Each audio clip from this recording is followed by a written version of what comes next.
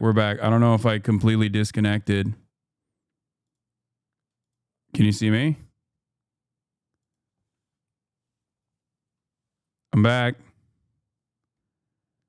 Okay. Did I just lose? Oh, I lost the whole thing. I had to go back to the bag. I lost everything. My internet completely went out. I don't know why.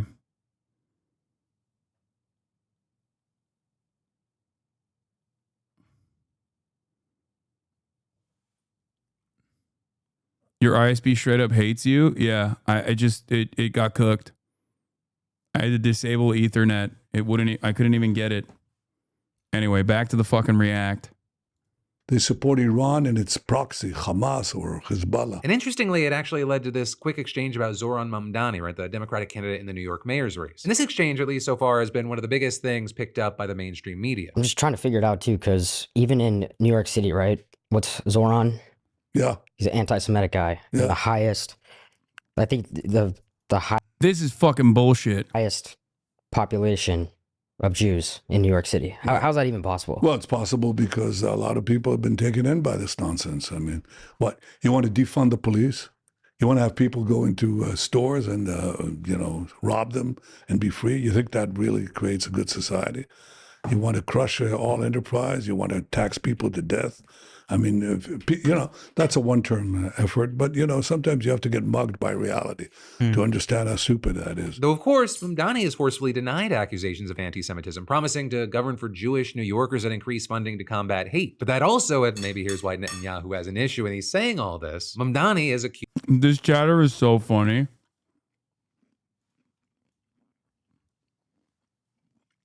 Goddamn. I still can't see you. I can't hear you too. I can't see you or hear you.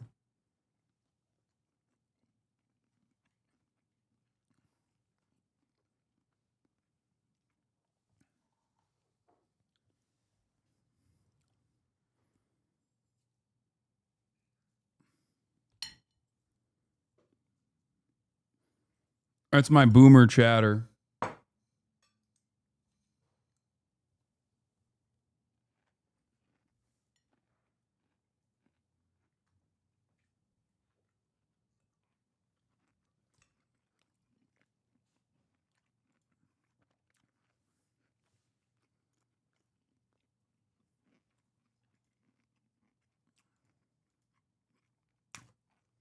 The Israeli government of genocide and said that he would arrest Netanyahu if he ever visited, citing the ICC's arrest warrant. Additionally, Mamdani said he will not defund the police, instead saying he wants to move resources around to make sure that officers are focusing on the most serious crimes. And in fact, he says he plans to keep the current New York Police Department headcount. And then, getting back to Netanyahu, I'll just be honest here. There is just so much more we could unpack in this interview, and it's because shit just went uncontested. And so with the time that we have together, I then want to focus on one of the most interesting aspects of all this, and that has been the response to the interview. Because just starting with their comment section, you had them taking a fucking beating. With their own fans saying you are platforming a war criminal and basically saying that they were being used by Israel. With there just being no shortage of comments like, this was pitched to Netanyahu like this. Don't worry, these guys are idiots. You can use their platform to push whatever propaganda you want and they won't push back on anything. And notably, with all this, they actually responded to the criticism and more on a kick stream yesterday. Someone said having Netanyahu on is like having modern day Hitler. No, I saw that. Which is, honestly, guys, I'll be honest. I'm here to. That's a good point.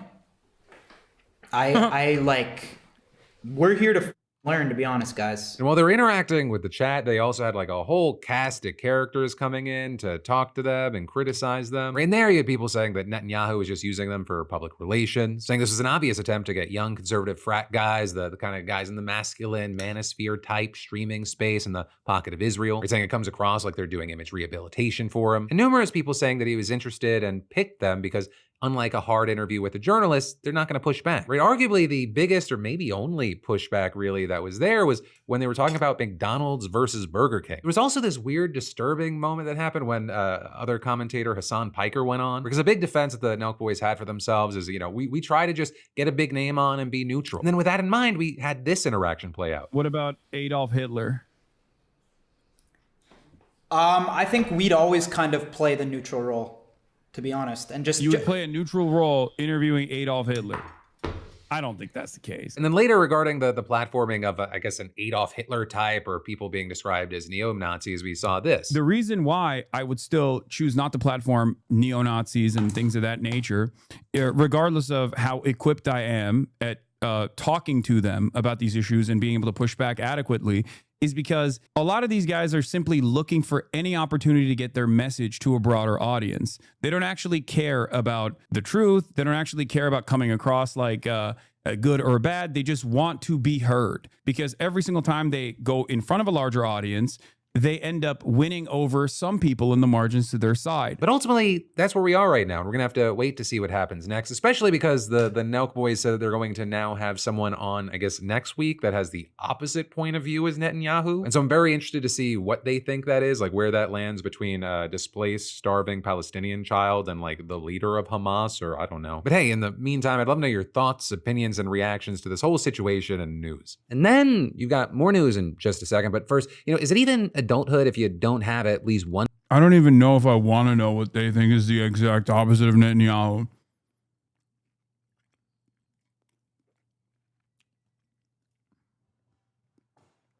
But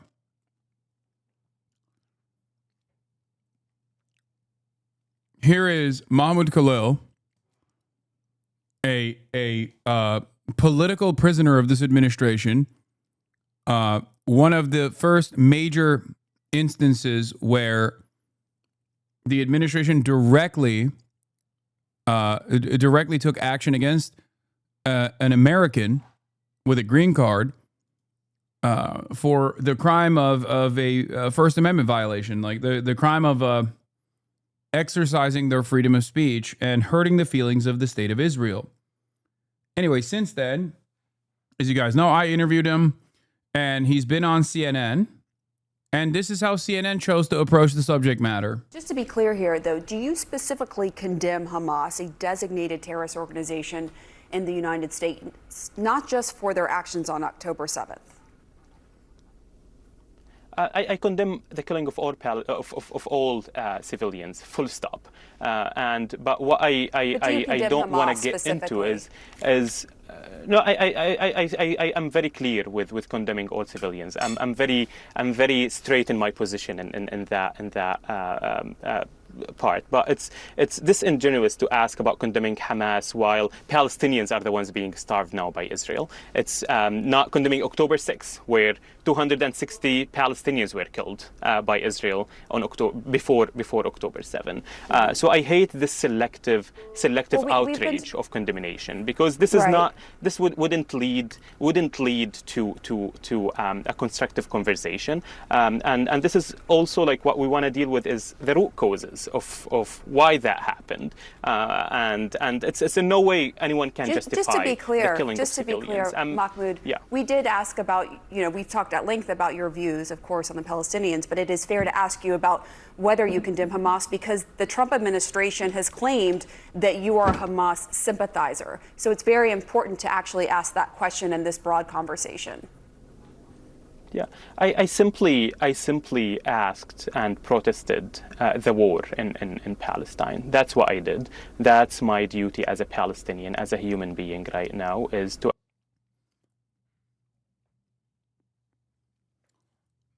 What do you do?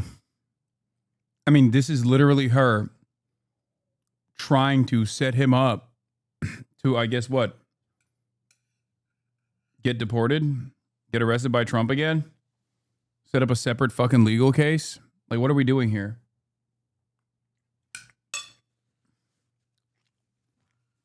Demonic.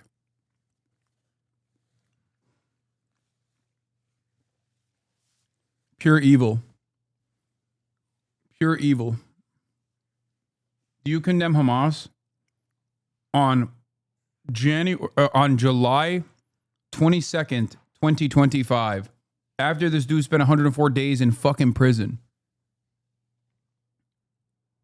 What a fucking ridiculous thing.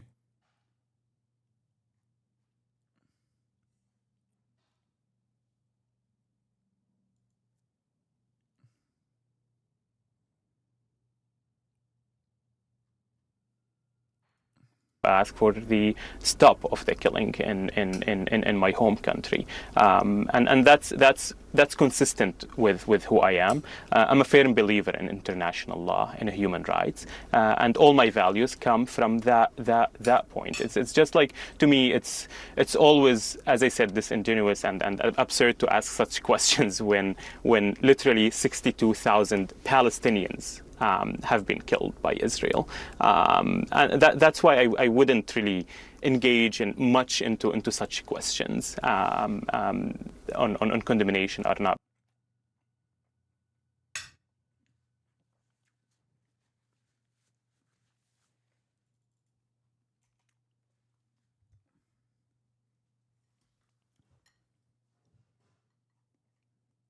It's insane.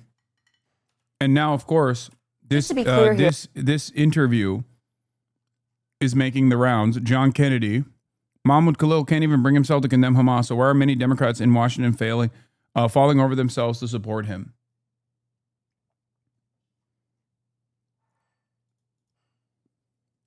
And the Department of Homeland Security's own account also made good use of this moment, doubling down. Wait, what the fuck? Hello?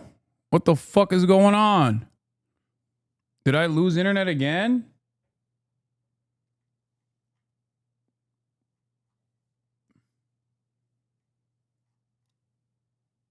Oh, I didn't even lose internet. I just lost it on my end. It seemed there was a blip on my end. I didn't even see it. Okay. All right. Well, let's continue.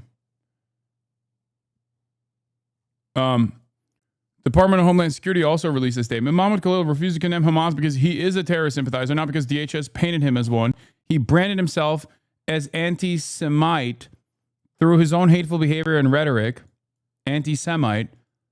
It is a privilege to be granted a visa or green card to live and study in the United States of America.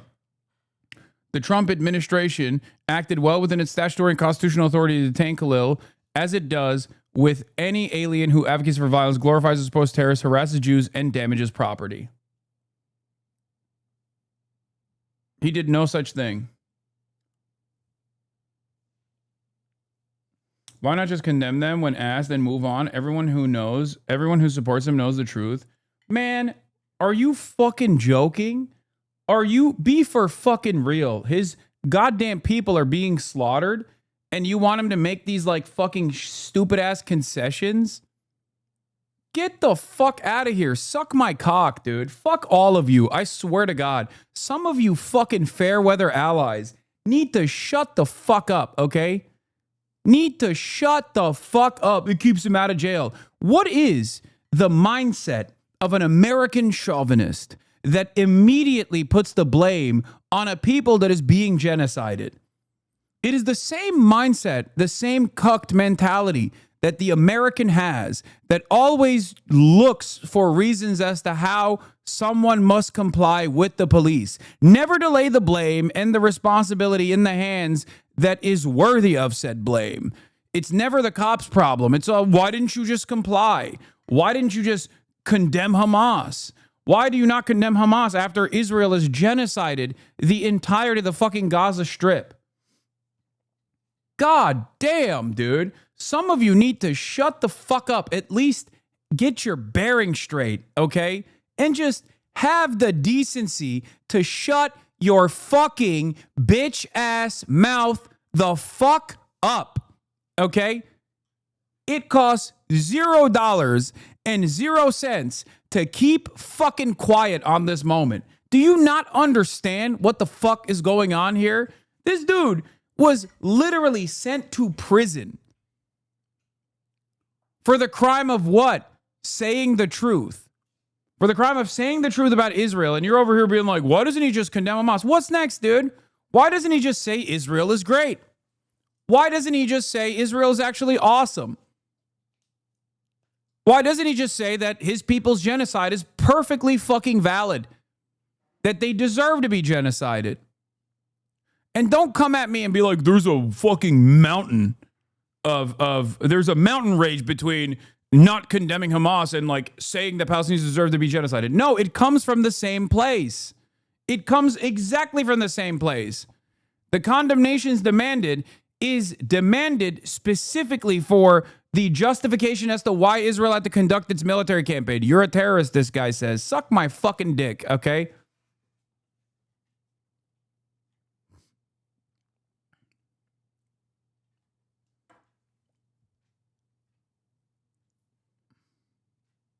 Where are you going? That's crazy. She quietly thought she could leave. Never give an inch to these fucking losers, especially at this point, okay? You would have paid the piper close to October 7. You had to do it, okay? If you wanted any opportunity to like actually have a fucking conversation about something productive about what Israel was doing, you had to fucking do some version of this. That's 2 years ago, okay? It's been 2 fucking years of endless, unlimited ethnic cleansing. Israel is starving Palestinian children every single day. Children are dying of malnourishment. And you're over here being like, well, why can't he just condemn Hamas and like move on? Get the fuck out of here, dude.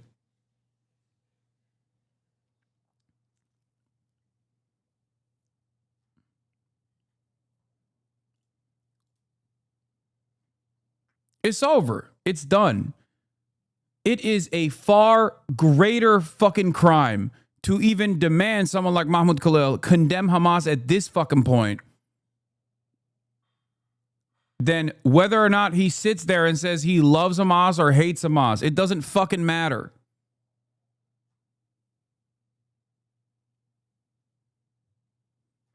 That is crazy.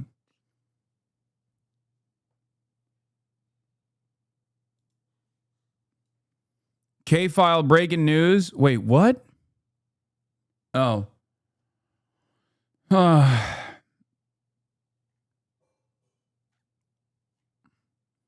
The entire question as to why, the entire reason as to why Mahmoud Khalil is being asked to condemn Hamas is specifically because that offers room for justification for Israel's military campaign, okay? That is the framework that they want him to operate off of.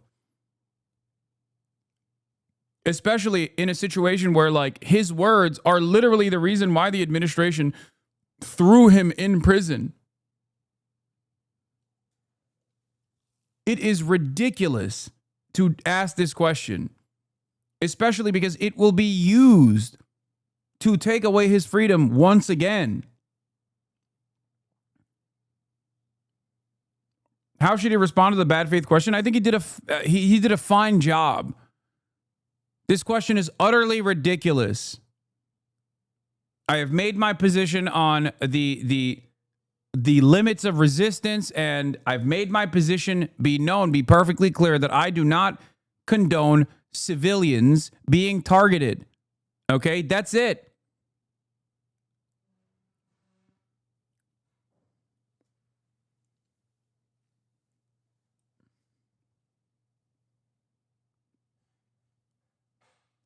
That's it. That's ridiculous. That's what I said at the fucking Customs and Border Patrol question as well. They didn't ask me directly if I condemn Hamas, but they kept asking me, what do you think about Hamas? Do you love Hamas? Do you like Hamas? I kept saying Hamas is designated by the American State Department as a terrorist organization. I'm on the side of no more bloodshed. That's it. I'm on the side of ending civilian deaths. That's it. You don't have to say anything other than that.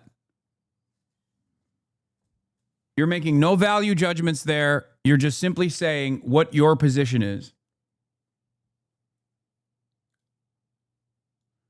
I genuinely understand, but all I was asking is if you're going to talk to people you know are going to entrap you, why wouldn't you just tell them to keep them to shut up and carry on the good fight to end the genocide? No hate. No, dude. No, that's fucking bullshit. That's complete and utter nonsense to be like, oh my God, I can't believe he is, just say you condemn Hamas and move on is ridiculous. Okay? Especially not at this point.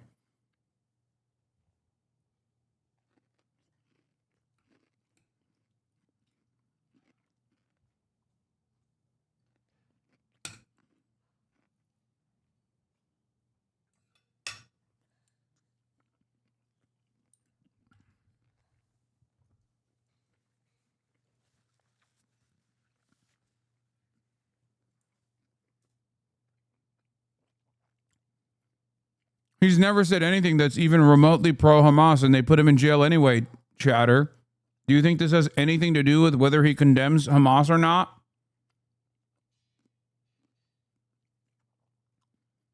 Fuck that. It is monstrous to ask this question this far in.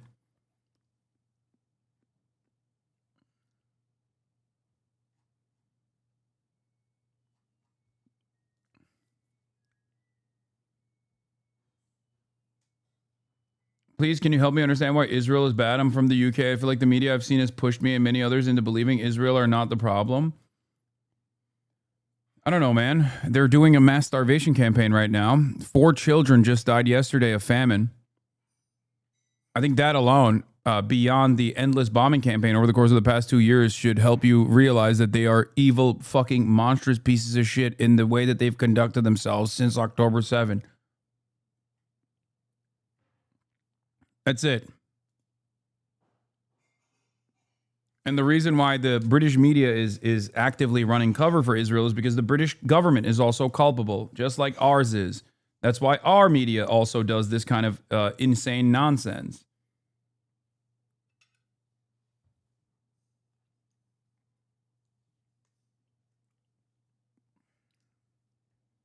It's 2 years of endless bloodshed, man. What are we doing?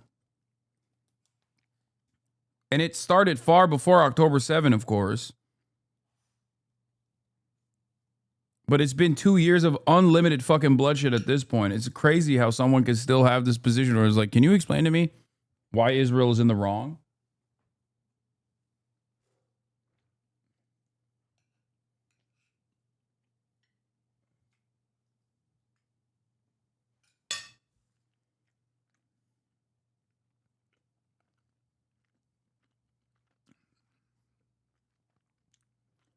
Anyway.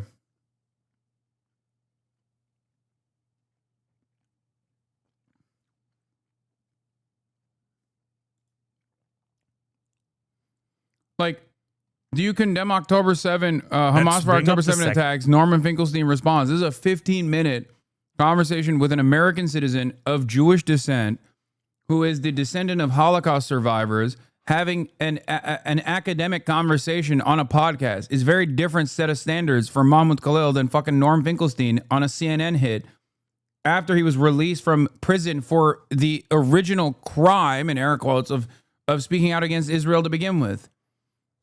Second question that I struggle with, and this is the notorious question of condemnation. Do you condemn what Hamas did on October 7th? And you have a very interesting answer to this. You've said that I think it's a question mark how Hamas on October 7th is going to be regarded in the future. You have drawn parallels to the slave rebellions of 1831 when Nat Turner explicitly targeted whites.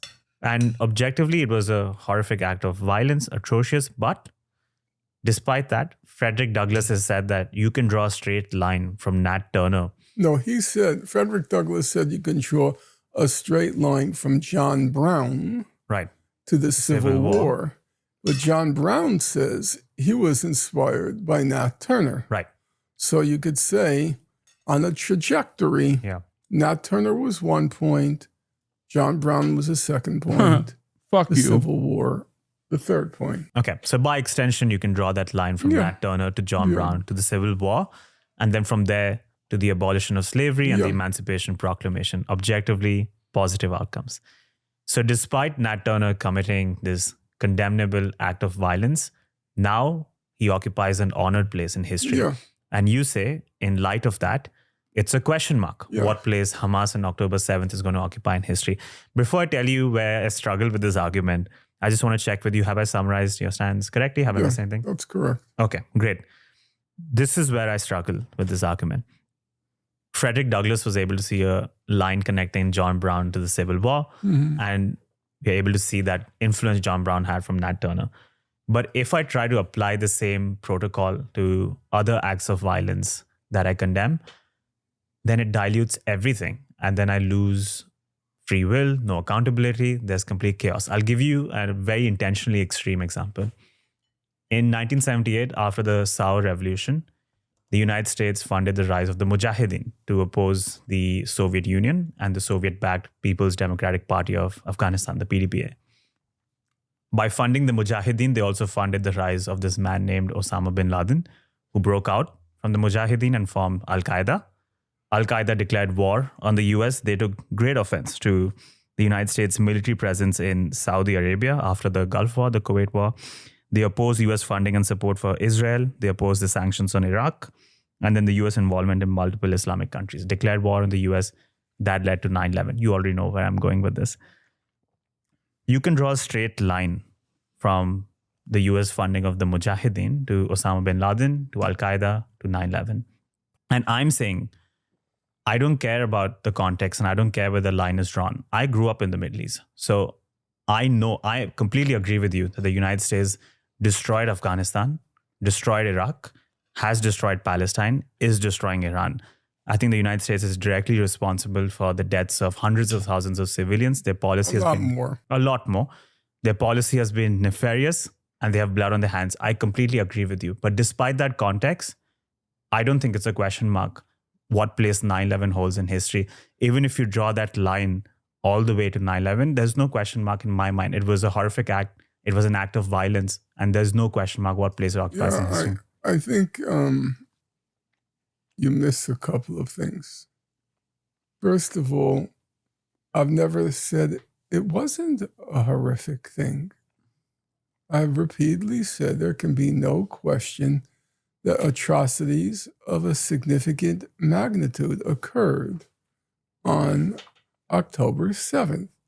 As of now, people still debate to what extent Israel was responsible for the atrocities on October 7th. I would say based on the currently available information, the only reasonable conclusion is that overwhelmingly the civilian deaths that occurred on October 7th were due to the actions of Hamas.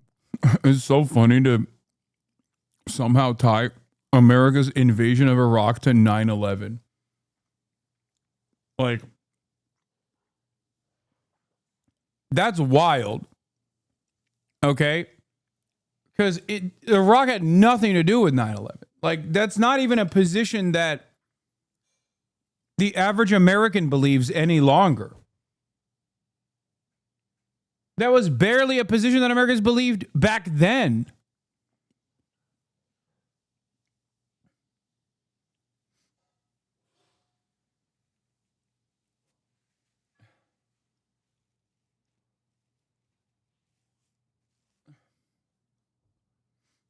Of Gaza militants. Mm-hmm. However, as I said, number one, I recognize those were atrocities and they can't be characterized as anything but. But there's, in my opinion, a distinction to be made between an acknowledgement of the atrocities and a condemnation of those who perpetrated the atrocities. So let me try to concretize that. We have the case of Nat Turner. He's born a slave. And it happens he's a very smart guy. It is. Everybody said about Nat Turner, white and black. They all said, that Nat's a very smart guy. The fellow who famously wrote his confession, there was the Confessions of Nat Turner. He said that he rarely met a person, black or white, who was as smart as this guy. Okay? And Nat Turner was not unaware of his natural gifts, those endowments from God or from whoever you believe they came. And he knew that, bar a miracle, he would never be able to realize any of his gifts, any of his talents. He was born a slave, he would live as a slave, and he was going to die as a slave. Now, in his mind, there was no other option than to commit some sort of mass killing in order either to inspire an uprising or to foment an uprising or to transmit a message to the white population that if you don't end this slavery, this is what you risk. This is what's on the horizon for you. He thought those were the only two, that was the only option for him. Kill all white people, though he said later, and nobody disputes it, he said once we got a firm grounding, he would stop killing whites, innocent whites, civilians. But he felt as a tactical matter, the only option he had at the beginning was to carry out this gruesome, ghastly massacre of white people, men, women, and children. Mm-hmm. So let's say you were in the court of law and you... Can you imagine? Like, Mahmoud Khalil, why don't you do this 15-minute response? You were the prosecutor. And Nat Turner was on the witness stand. You are white. On CNN. You represent, you embody, you incarnate this whole system of slavery. You're part of it. You're part of the machinery of slavery. Okay? And do you believe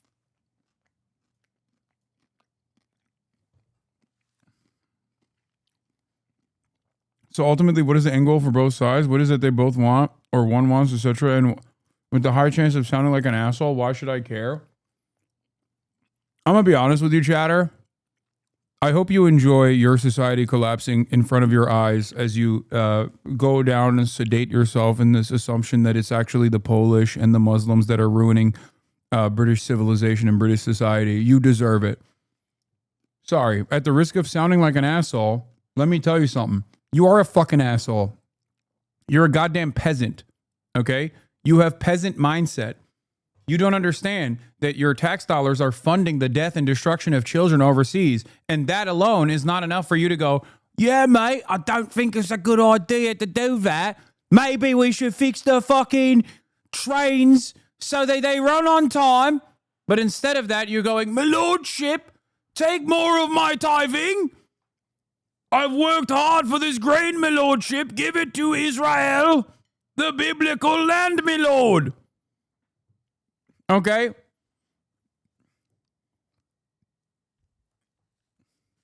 I don't believe that. What do you mean? Why should anybody care about this? It's like saying, why should anybody care about the fucking Nazis doing the Holocaust, dude? What are you talking about? Why are you so comfortable showcasing your lack of humanity?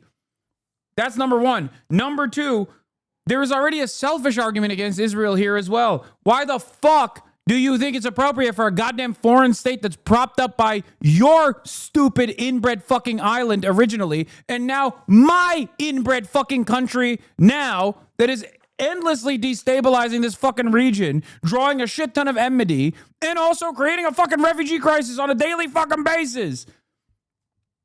Are you stupid? They're getting unlimited support, and on top of that, they're laughing at you, and on top of that, they get to control what you can and can't say in fucking England. They're locking up people, your goddamn grandparents, for fucking 14 years in prison because they dared say Palestine Action, the only fucking group that is engaging in direct action against Israel's genocide, is actually a terrorist group like it's fucking ISIS or something. Now you got 83-year-old grandmothers going to fucking jail for saying that the Palestine Action is actually right and correct. Why this specifically, though? Not like child labor in China or child exploitation around other parts in the world? What are you saying? What do you mean child labor in China, you fucking dingus? Use a different example. Oh my God. Oh my fucking God. Why do you think this is an appropriate fucking response? You're like, you know what this feels like to me? Your cousin gets raped, and then your cousin's like, I just got raped. This person raped me. And you go, well, can you talk about all the other times that other people have gotten raped? Why should I care about you being raped by this person? Why should I even choose to apprehend this person? Why should I say anything at all? Are you fucking stupid? Sorry, cousin. There are people getting raped every day around the world. You're just looking for excuses for your fucking sociopathic lack of empathy, okay? You don't need any. Just fucking say you're an asshole and move on. And in the process, you will have your rights removed piece by fucking piece. Go ahead. You'll assume, you'll entertain, you'll assume that like, oh, well, as long as I never speak out against my lordship, I'll be fine. Fuck it. Yes. Very nice. And then they'll just take more and more of your fucking taxable revenue in support of their endless conquest. It seems like a great fucking bargain, okay? After all, there's other issues happening all around the world, so God forbid you focus on this one, okay? Don't do it. You're in the Epstein files. Calm down or you will go bald. Daddy chill. There's child labor everywhere, especially in Hasan's basement. Hasan in the Epstein files. You're in the Epstein files. As what, a fucking victim, dumbass? This doesn't even make like sense from a timeline. The fuck do you mean?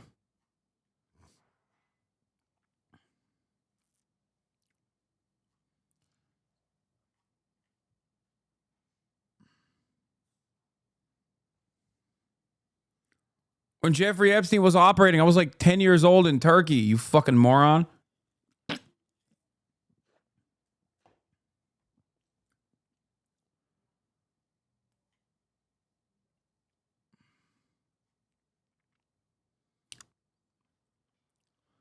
To the extent that people writ large are only capable of caring about one particular issue at a time, something that's not true except as a matter of projection from those whom that actually applies. Children being bombed is technically a more pressing matter than child labor, but I'm meeting the chatter on a completely fucked ideological field, so it doesn't really matter.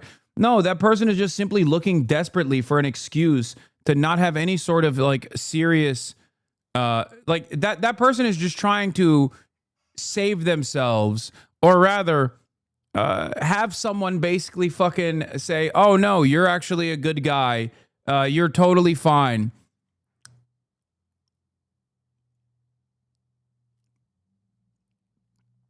What is this?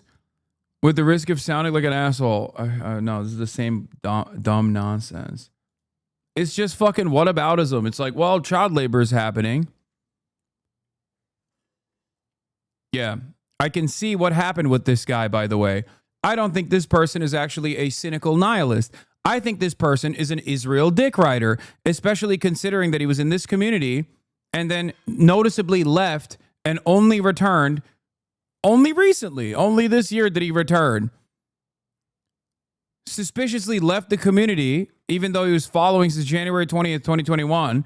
Suspiciously left the community after October 7th, it seems.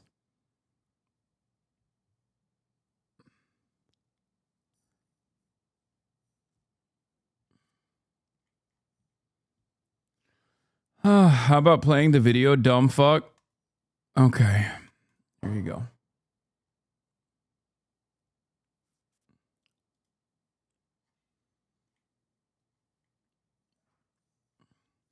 No, this person's not in the bargaining phase of acceptance. He just wants to be fucking heard. He wants to show everybody how big of a fucking asshole he is. That's it. That you could interrogate Nat Turner. He wants sitting attention. on the witness stand. And indignantly saying to him, Nat Turner, do you realize what a horrible crime you committed? Do you realize how beastly, how bestial, how uncivilized your action was? So I ask you, do you believe that you occupied the moral high ground such that you could scold and reprimand in indignant cadences what Nat Turner did? Or would you have sufficient moral self-awareness to say, you know, what happened was horrible, but then full stop, because you had no right, knowing as you did what slavery was, knowing as you did the life he had lived and the prospects that he faced of slavery to earthly eternity. Your haters are just so fucking stupid, man. What is this?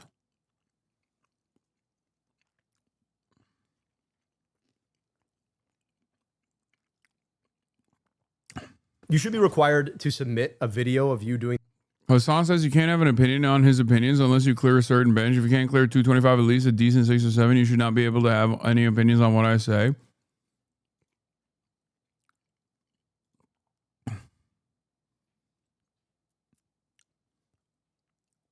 No, I meant it sincerely. I'm glad that 95% of the commentary surrounding myself online is just people being like, he is incapable of saying something with in sincerity. He is incapable of saying something sarcastically.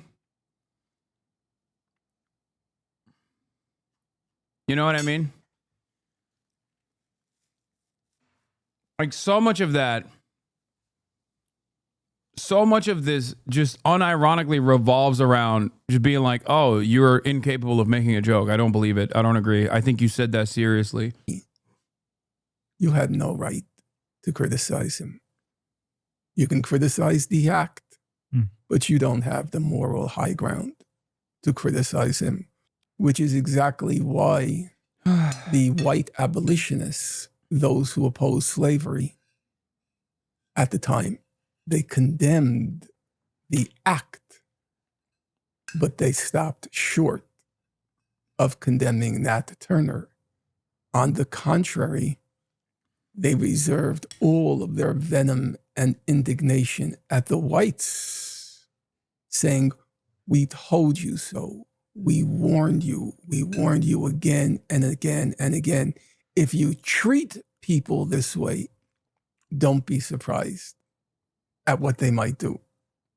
And when I read that by people like William Lloyd Garrison, who was one of the leading abolitionist figures, I thought to myself, that was the correct moral approach. A version of condemn the sin, but not the sinner. This is a version of it. You can condemn what was done, but you don't have the moral high ground to condemn the perpetrators, because I spent a large part of my life, a small part of which can be seen here, just reading the reports on Gaza and what was being done to those people. And I, not because of some flamboyant radicalism or radicalness or trying to show how holier than thou and how pure I am, or trying to win points with Hezbollah or Hamas. No, I just said I couldn't do it. I know too much. One of the titles of one of my books was called Knowing Too Much. And it was about why American Jews were distancing themselves from Israel. Namely, they know too much about how ugly that regime is. And I knew too much about Gaza. I knew too much. There was no way on God's earth, and I would have regarded it as a complete and total betrayal of the values imparted to me by my parents based on their life experience, were I to take the easy route and say, you know, in response to Piers Morgan, do you condemn what happened?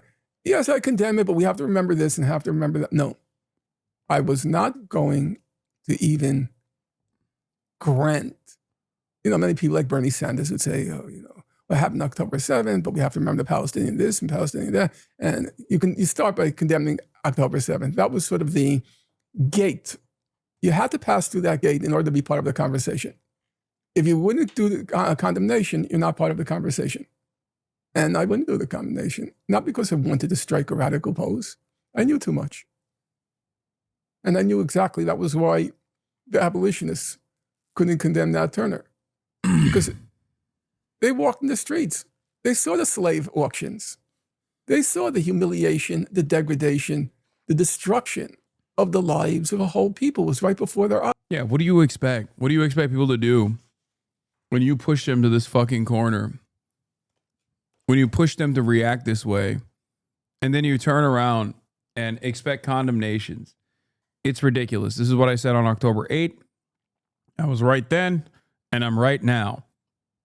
The idea that like the responsibility and the blame should be laid in the hands of the Palestinian population for how they choose to resist is completely avoiding the reasons as to why the Palestinian resistance has formed and why it has become a violent force capable of committing atrocities on October 7.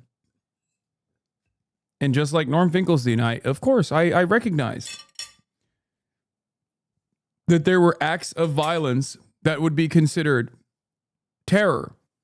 That would be considered terrorist by like the already vague definitional standards on October 7. Having said that, that is not even remotely a fraction of the violence that the Palestinians have historically been subjected to. The violence that created the conditions for October 7 to begin with.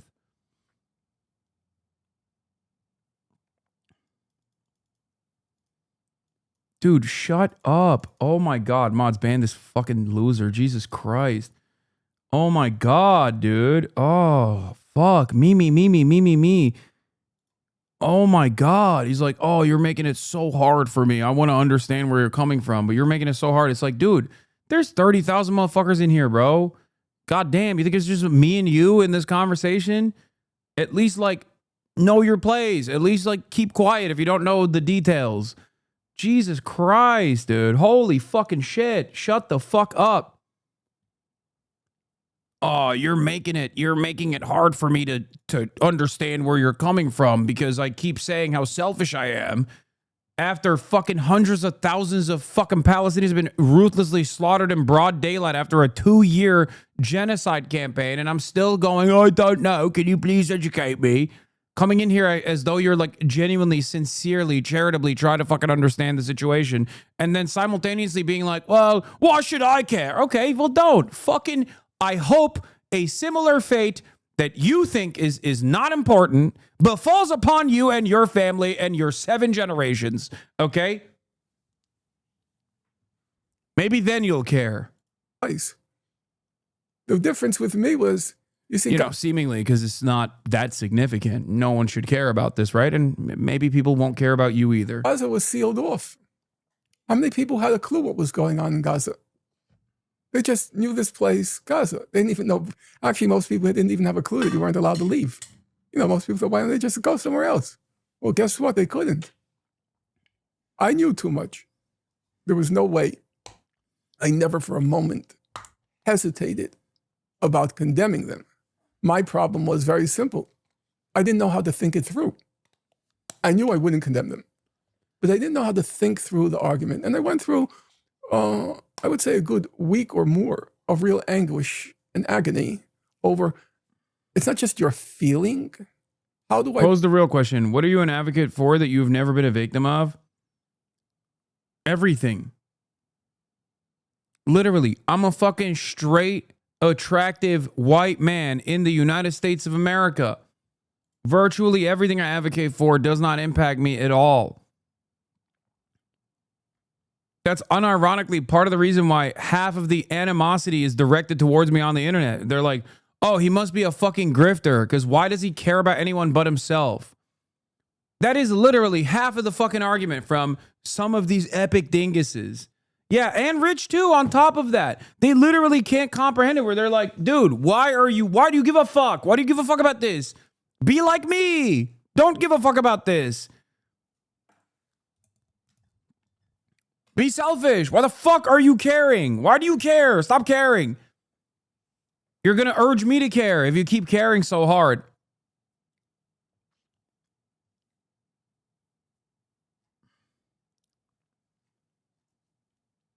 Shut the fuck up, you goddamn terrorist. Okay, bitch. Persuade. How do I convince? How does it feel that the walls are closing in? I wonder. I truly wonder. It's got to feel isolating. It's got to feel lonely. That like the only fucking communities where you have this kind of attitude, where you can demonstrate this kind of attitude is like an increasingly smaller sliver of the internet.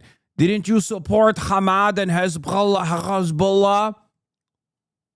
Like, just an increasingly tinier sliver. At least like people that had this kind of attitude initially have realized that it's probably better to shut the fuck up. Okay? I support the resistance against the criminal state of Israel. Okay? Israel is a criminal enterprise. I support resisting genocide. I support resisting apartheid, both historically and in contemporary society. It's that simple. If you don't, that's a you problem. You can't just consistently keep claiming and doing this. You love dead Palestinians, more fake outrage to push America bad. Like, how is this any different than Benjamin Netanyahu's statement? Oh, it's just, it makes us look bad. Dead Palestinians make us look bad. Okay, then stop.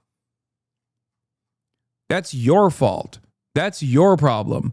It makes you feel bad, and you can't get on the right side of this argument. You cannot get on the right side of this fucking argument. You can't turn around and be like, it's actually fucked up what Israel's doing, so I have to make it seem like Israel is a natural disaster, and therefore, you know, people on the opposing side of Israel are actually on the wrong side of this argument because they somehow love when Israel kills Palestinian children so they can farm outrage. You think I give a shit? I lost a third of my fucking audience after October 7th. Suck my dick. Well, guess what? I'm from Iran and we don't want your support. Okay. I don't know why. Only someone who lives in America thinks that this is like a saving grace to be like, I'm from Iran. You think you're special? I don't give a fuck. It's the magician in the chat. It's Waluigi. He's in here. He's doing it. He's doing the damn thing. Ay, ay, ay. What is fucking going on? Everything is breaking right now.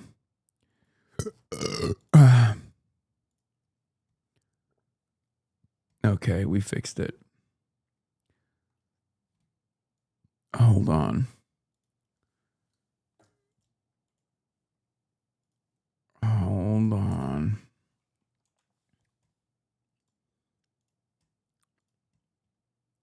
Waluigi Zadeg.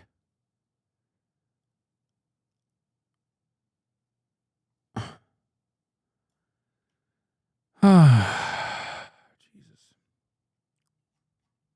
I'm also from Iran and I disagree with that chatter. There you go. Equilibrium. Equilibrium, baby. What now, Iranian chatter?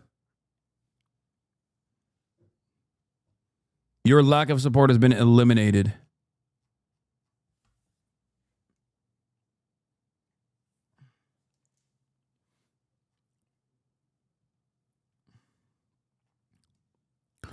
What do you do then?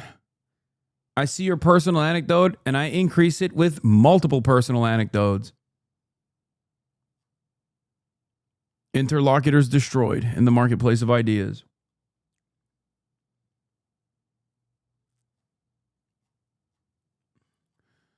And like I was saying though, the people that are fucking complaining like you're a terrorist, like how does that work in your mind that like only in your circles online where like pedophiles, sex criminals, neo-Nazis, and people who align with them happen to think a certain way, but then virtually every fucking institutional, established mainstream newspaper and publication filled to the brim with educated journalists and reporters feel the exact opposite way. Unless you personally think they're all also in on the conspiracy, that they are also terrorist supporters.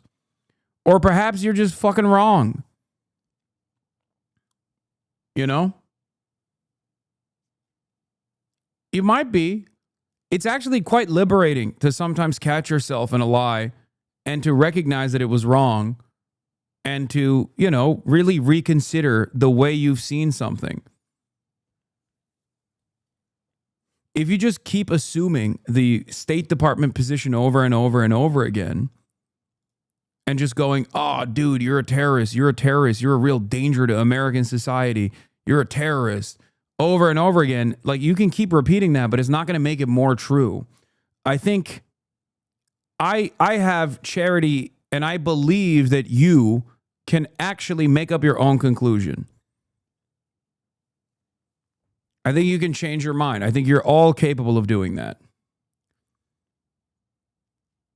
You know?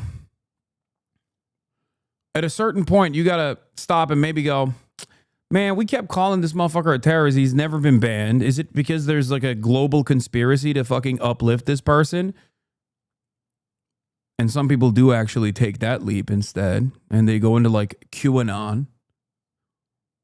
But for one guy, me, they go into like QAnon style conspiracies at this point where they're like, Hasan is blackmail on the CEO of Twitch. Hasan is blackmail on Jeff Bezos. Hasan is blackmail on every fucking media outlet. Turns into Q Hasan.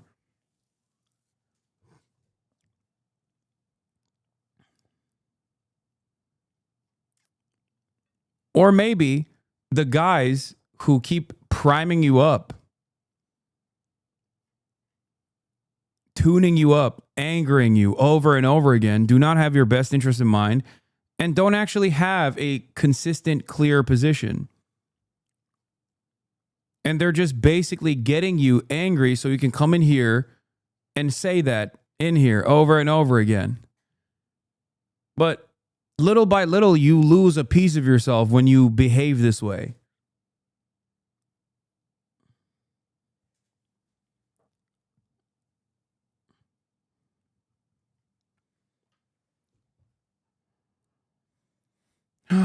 Why are we engaging with these freaks? Because for as many freaks who are speaking out in the chat like that, there are probably 10, if not 100, who aren't speaking out, who might actually fucking learn the appropriate lesson from this. I'm not going to discount that. You know? I'm sure there are. So every now and then it's good to just like take a deep breath and be like, listen, dude, make up your own mind. Make up your own mind. Watch, listen to what I have to say, see if it actually is different than what you've been primed into believing. There are obviously people like this who unapologetically will come in here like, I don't think this guy's going to be saved. Dan Saltman has exposed the CEO of Twitch to be an anti-Semite. Okay, buddy. You have had interviewed a Houthi and engage in rape apologia. Speaking of rape apologia, using Dan Saltman as a fucking reliable narrator here while simultaneously saying I engage in rape apologia is so funny because Dan Saltman literally blackmailed members of Sex Destiny's community as a 60-year-old man into shutting the fuck up about Destiny's sex crimes. So that's your community. I don't think he's an honest actor here.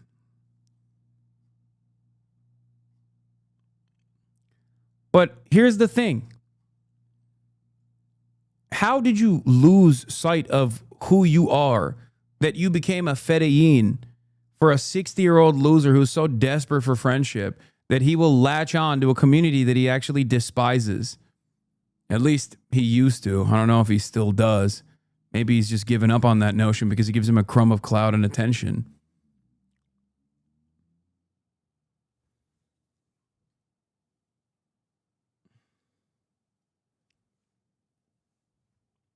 You know?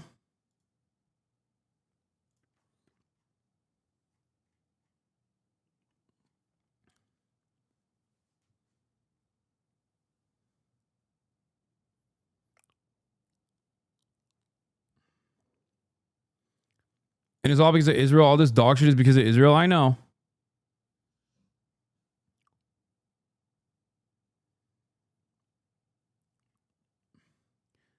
I've yet to see a fucking hater of mine come from a community that's like reliable and reasonable. You know what I mean?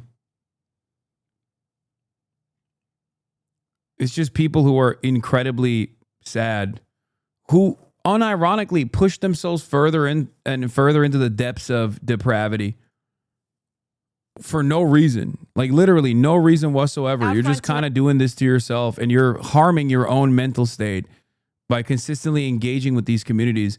It makes you lose sight of like all of the failures in your own life, and it gives you a sense of purpose and a sense of community. And I totally understand that. But you could use all of that energy and put it into more productive things instead of engaging in the act of self-harm. You could literally do something that improves your immediate circumstances, improves your life.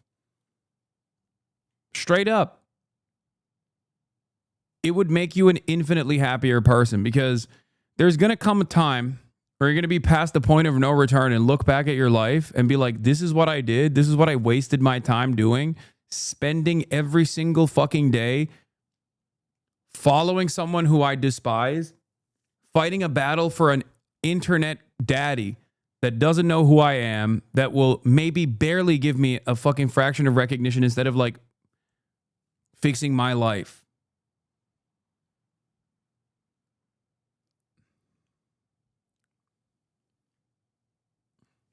That's it. Like, I spend every waking moment online. I like what I do. I think there's a good purpose for it. I love this community. Okay? There are plenty of people who spend a decent amount of time in here as well, but at least they're putting it to productive use. They're learning things about what's going on in the world. They're developing an opinion. Hopefully, they're taking away decent lessons from all of this, and then going back and applying it in their own lives to improve their lives, to improve their material circumstances, piece by piece, slowly but surely. Very different set of circumstances than like just constantly fucking being in someone you despise's chat to basically find any. You should know with your amount of audience, you're definitely targeted by Hosbrow campaigns who write trash to trigger you. I mean, it's fucking bullshit. There's nothing. It is irrelevant.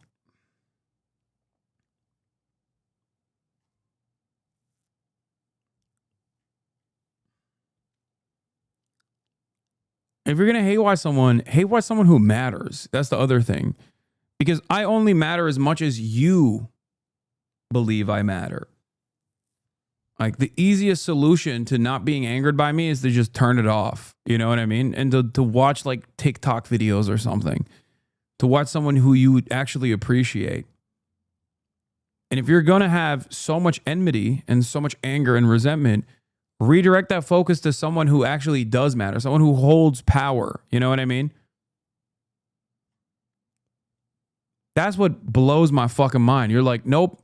I disagree with this guy, and I'm going to spend every fucking waking moment in his chat hoping that I can get something that I can clip off and that we can make go viral, and then maybe people will yell at him. They've been doing this for fucking, 6-7 years at this point? It's crazy. With very little return on that investment. Maybe every now and then you catch me in a fucking weak moment and I get angry at you, and then it makes you feel alive, but like, is it worth it at the end of the day? Because if you say yes to that, if you feel like that is genuinely a good use of your time, holy fuck, you have nothing to live for.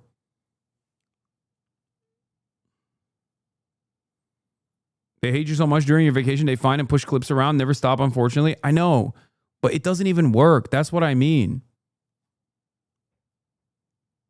I think not only does it not work, it actually backfires because it causes people to come in and check it out for themselves. For as many people that go, yeah, I'm writing this guy off, there's probably 10 people that go, hold on, I want to see what this motherfucker has to say.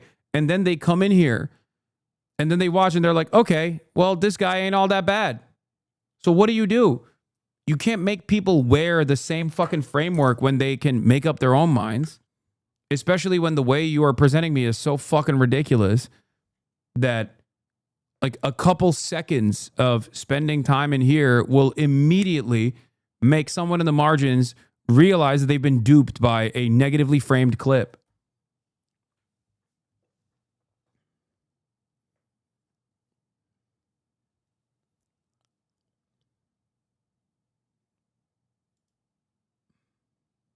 What is this? Famous lawyer who defended Jeffrey Epstein is now dead. Roy Black was one of Jeffrey Epstein's... Who's this guy? Roy Black was one of Jeffrey Epstein's criminal defense attorneys when he was charged with federal sex trafficking. Charged Palm Beach County Attorney State Attorney Barry Krischer allowed the notorious sex trafficker to plead to misdemeanor charges. Black was critical in the negotiation of the infamous non-prosecution agreement. I don't know about that. I don't know about what this is. He was old as fuck, I suspect.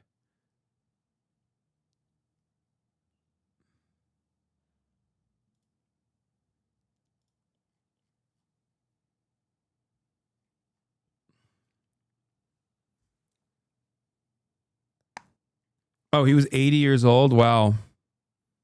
What an untimely demise.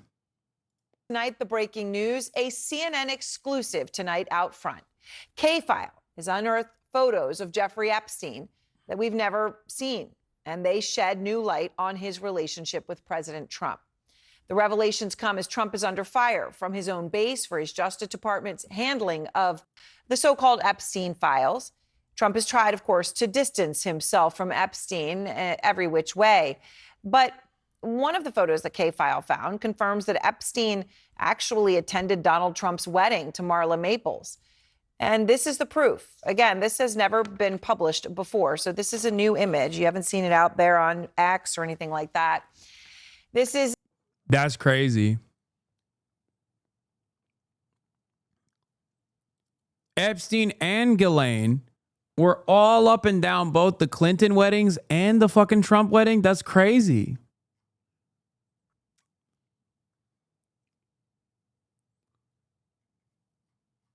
Like, Ghislaine was front and center for Chelsea Clinton's wedding, okay?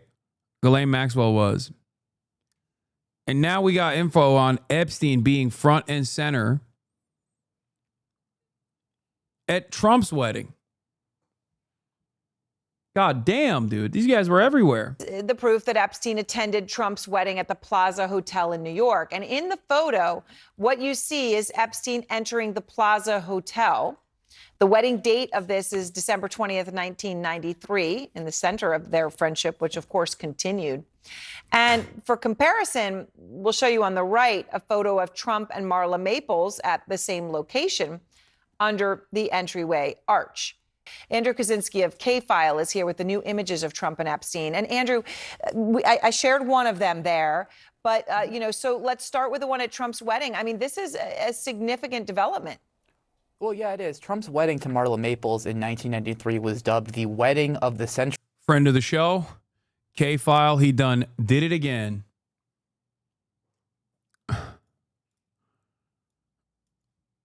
Consistent hitter. By the media at the time. And although we know that Trump and Epstein were friends during this period, this is really the first time that it's actually been reported that Trump invited Epstein to his wedding. This is, we should note, more than a decade before those first allegations of sex trafficking against Epstein. But as you know, Trump's relationship with Epstein has been under the microscope recently. Now, besides that one photo of Epstein entering the reception at the Plaza Hotel, we can also see him in the background of another picture. That's Howard Stern on the far right, along with Robin Leach from Lifestyles of the Rich and Famous. And Epstein is behind them at the wedding, almost seeming to be photobombing them. We also found this photo from just a few months earlier. Donald Trump with two of his children talking to Jeffrey Epstein. That's at the opening of the Harley-Davidson Cafe in New York in October 1993. You can see Ivana there. She would have been just about to turn 12 years old in that photo. Yeah, you can see Ivanka right there it looks like between Trump and Epstein. All right, these are never before seen photos, Andrew. I know you also found some video of Trump and Epstein that was from later of them talking that has also never surfaced before. What's that? Well, that's right. This is from 6 years later in 1999. This video has never been seen before in this context. It shows Trump talking to Jeffrey Epstein just before models hit the runway at the Victoria's Secret fashion show in New York in 1999. You know, the only other video we've seen of the two men was 7 years before this. Trump is at the show with Melania, who is, of course, now First Lady, seated a few... Are you guys still talking about Jeffrey Epstein? Give it up. Let it go. Nobody cares. Nobody cares. It's okay. I whispered in his ear. Come on, give it up. Stop talking about it. Feet away from Epstein. You can see them chatting. It's so boring. It's boring. Dude, you know what's going to fucking blow a nut on this whole thing? I'm going to tell you what it is. There is going to come out, there is going to be some fucking info, I'm speculating, that actually ties Donald Trump to at least Ghislaine Maxwell far past the point of Jeffrey Epstein, like, breakup. Because like I said, a lot of this is from the time frame between the 90s and early 2000s. We know that Donald Trump and Jeffrey Epstein were involved with one another and good friends with one another. We didn't know how good friends they were. It seems like they were very good friends, very close. Okay. But there is going to be something that shows that Donald Trump's actually ties to Jeffrey Epstein never ended after like early 2000, and that either directly by either through Ghislaine Maxwell or directly past the point of 2003 when there's like no known interaction between Trump and Jeffrey Epstein comes back out.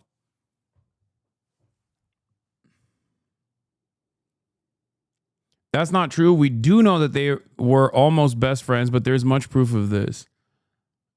No, I'm just saying, I can see something that Trump is.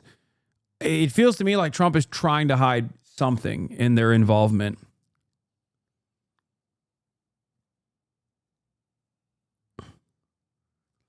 Like, it doesn't make any sense, because if I'm Trump, I'm flexing, okay? If I'm Trump, I'm flexing that I cut Jeffrey Epstein off far before anyone else did, before he was even popped by the feds for sex trafficking of minors. Like, I found something suspicious. There's plausible deniability. You could just be like, you thought something was off and you just decided to sever ties with this guy. And it turns out it was a great idea, right? All the while, there are so many people, liberal elites, Republican elites that kept up their relationship with Jeffrey Epstein even after he was arrested for sex trafficking minors and served a light but still a prison sentence for sex trafficking minors. Like, people still kept a relationship with him. So the very fact that Trump doesn't talk about how fucking smart he was ahead of time is awfully suspicious, because he loves gloating. He'd be like, Bill Gates, he loves Jeffrey Epstein, not me. I stopped talking to Jeffrey. We were good friends at a time, and it was a mistake. I thought he was weird. I stopped talking to him, and then lo and behold, turns out he was a pedophile. But then Bill Gates, he kept talking to him. He went and he met him after he knew he was a pedophile. Right? Like, isn't that something that Trump would say?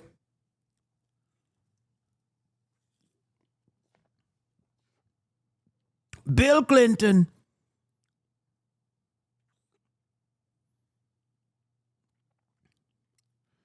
Did MAGA just not know that there were a ton of pictures like this before last month? No, there were a ton of pictures, but this is new. There were like 50 photos of Jeffrey Epstein and Donald Trump side by side in lockstep, arm to arm. But this is still new. Isn't that crazy that there is even more relationship that we did not know about, even though we knew that there was a relationship?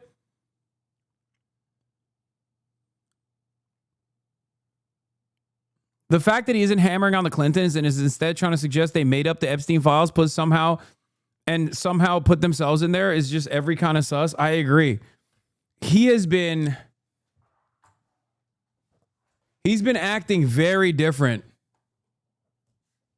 about this Epstein shit. Like, very different than the way he normally would. He's Teflon Don after all. Right? Isn't he fucking Teflon Don?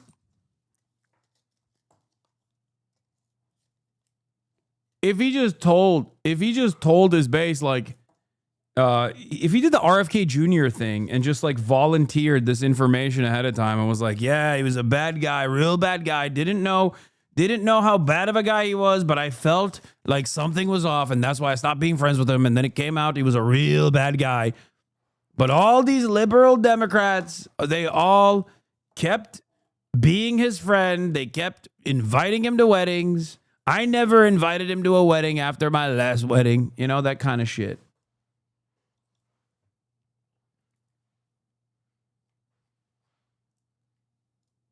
During the show as well. Allegations that Epstein sexually abused underage girls didn't surface until 2005, years after this video was shot.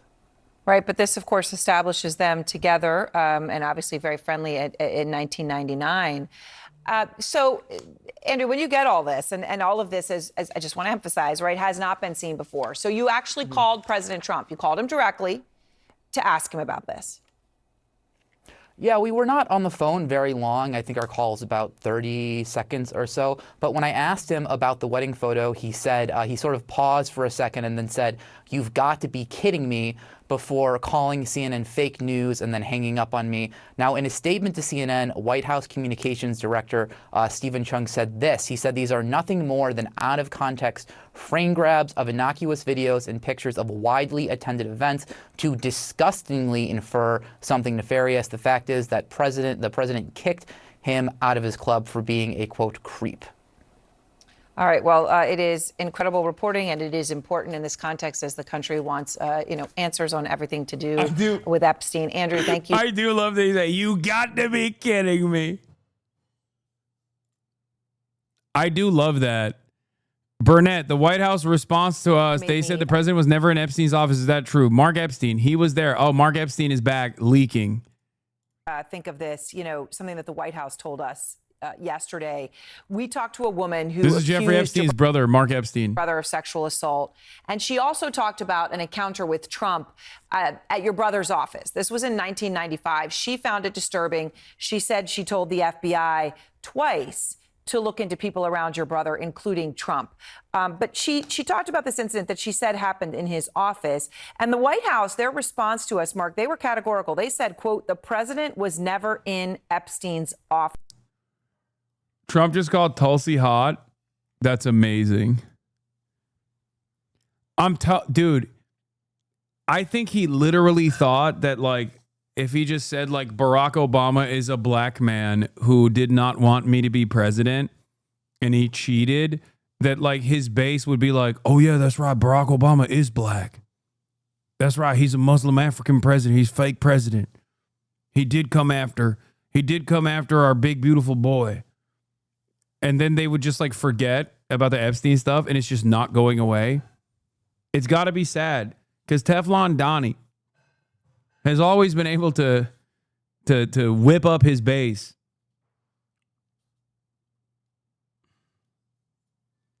It seems like the base is more upset about not getting what they were promised rather than the actual pedophilia. Like, it would have been far less impactful on his approval had he not run on it.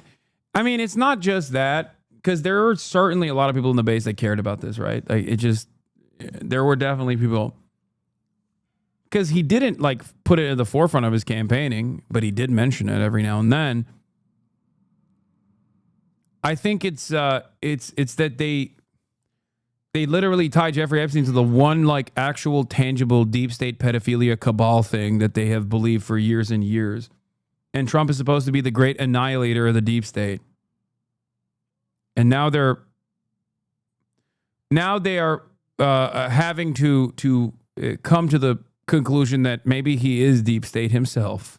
Is that true? That's just another blatant lie, because he was there. The people that worked for Jeffrey in his office, you can find them. They can testify that they saw Trump in Jeffrey's office on numerous occasions. So for him to say he wasn't there, all I can say is that's just another lie. Made me like, for me, I used to always say, like, Trump has less of an involvement post Jeffrey Epstein's arrest with Jeffrey Epstein than like Bill and Hillary Clinton, right?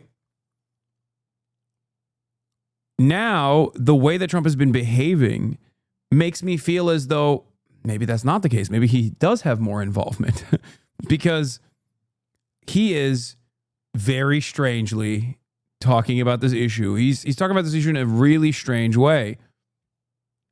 He's talking about this issue like he's a man who has something to hide.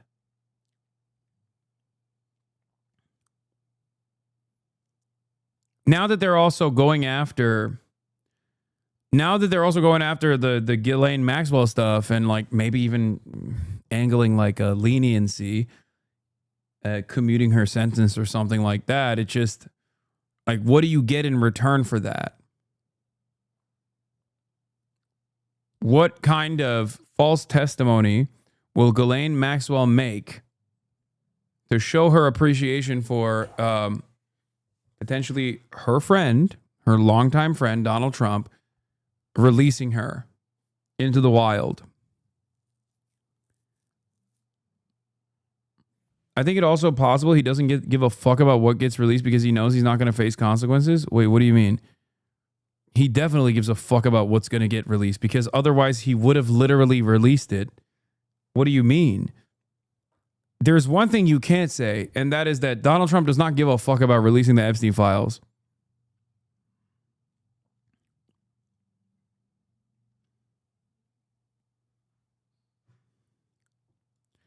More info is going to come out. I think Trump is trying not to step in it by not really saying much. Wall Street Journal is going to drop more for sure. I bet people are going to start snitching once the first shoe drops. Guys, Donald Trump loves to fucking yap. He's gay. Grade A yapper. Like me, okay? This is the one thing he's not yapping about, dude. Isn't that weird to you? Like, this is also like in the realm of conspiracy. This is his favorite type of shit to yap about. Director of National Intelligence. Oh, where's Tulsi? She's like hotter than everybody.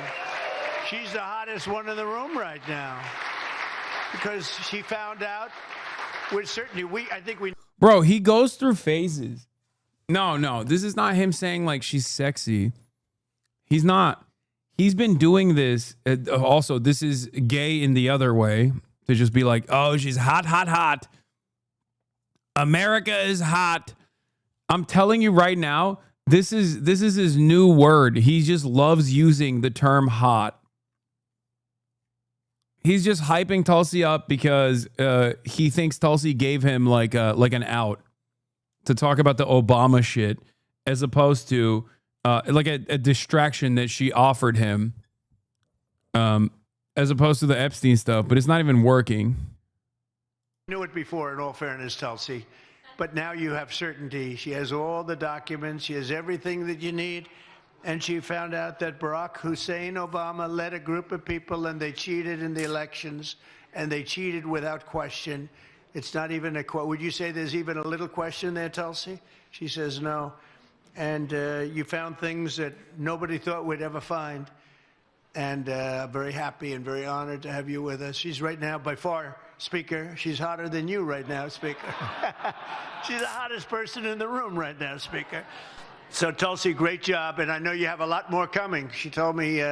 she's the baddest of them all. She's the baddest. You've seen nothing yet. So I heard those rumors about you, but now I know they're true. So we're very proud of you, Tulsi. They cheated so badly, and ultimately it led to a loss in 2020, and it shouldn't have been a loss. It was a big victory. We won by a lot. We had to do it again. But if I thought we lost, I would never have run again. And this is a far more consequential election than it would have been if we did. That's the only thing I can say in favor of it. But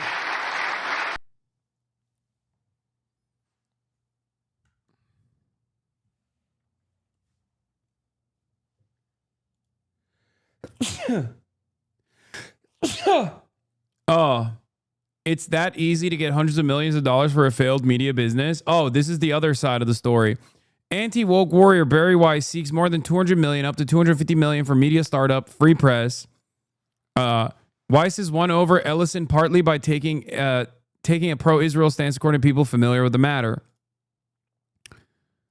Barry Weiss is seeking more than $200 million for her failed media startup that was propped up by billionaires to begin with. Okay. She has a fake unaccredited institution, Austin University. She has a fake dog shit website that just simply does Hasbara, pro-Israel propaganda. Okay. She literally couldn't even get fired from the New York Times, so she had to resign in disgrace and make it seem as though she resigned as a direct consequence of people being mean to her. Like, she has done nothing correctly. Yeah. Finally, Zionists are going to get a seat at the table at a major American media company under a potential deal. And CBS, by the way, is pushing Colbert out, and they're bringing in Barry Weiss. Okay? CBS is actively turning openly, like incredibly right-wing, more right-wing than before. Barry Weiss is a fucking horrible, gross, monstrous hack. Okay? She was hated by everyone that worked with her at the New York Times when she was there. She famously wrote that piece on the intellectual dark web for the New York Times that gave the name to the Joe Rogan, Sam Harris, Ben Shapiro, Eric, and the other Weinstein. I forget what his name was. Like all of those guys, Dave Rubin. Okay, she interviewed all those people, Jordan Peterson. She was horrible. She ordered an execution, a hit out on Dr. Refat al-Ra'er in Palestine. And Israel obviously killed Refat al-Ra'er. Hasan, no, please tell me you're lying. No. Barry Weiss is one of the biggest industry plants of all time. Okay? She's never had a moment in her career due to her like unique perspective or her journalism or anything like that. She's just pure fucking utter dog shit. Her claim to fame has always been to be unconditionally pro-Israel, no matter what, while simultaneously complaining about wokeness on campuses or whatever the fuck. Okay, that's it. Even more so because wait, Donald Trump is live? It's not even believable. So, and you should mention that every time they give you a question that's not appropriate, just say, "Oh, by the way, Obama cheated on the election." You'll watch the camera turn off instantly. But I want to thank all of you again, once again. This is an incredible job. It's incredible people, really incredible people. And you know, it's very interesting. I got to know so many of you over the last 6 months, really. But so many of you, some I didn't know. But you have tremendous talent, and you have some I spoke to too much. And I particularly like the ones I didn't have to speak to at all. Mary. I didn't have to call Mary. But in particular, but I like them all. Look, in the end, we got there. We got the vote of almost all. A couple of people that will never vote, no matter what. You know, they think it's so cool not to vote. They have no suggestions. They have no ideas. They have no nothing. They just want to vote no. I don't know why. They're not doing very well on the polls right now, by the way, I'll tell you right now. But I want to just, if I could for a second, because he really deserves it, is truly a spectacular person, spectacular man. I'd like to ask the Speaker, Mike Johnson, to come up and say a few words.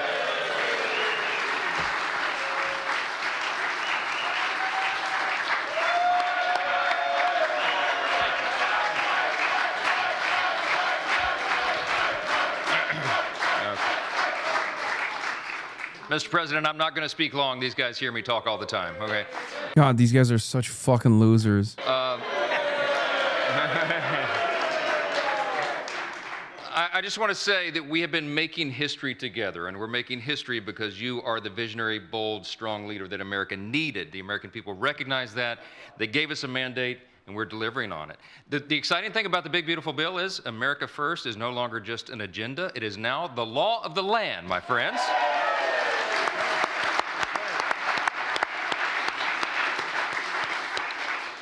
I could go by and name person by person, and I should name their spouses as well. All the members in this room, everybody deserves the credit. They underestimated us all the time, every day, because our margin is so small. But we do not accept that as our fate. We work together. This was prayer and patience and preparation and teamwork that got it done.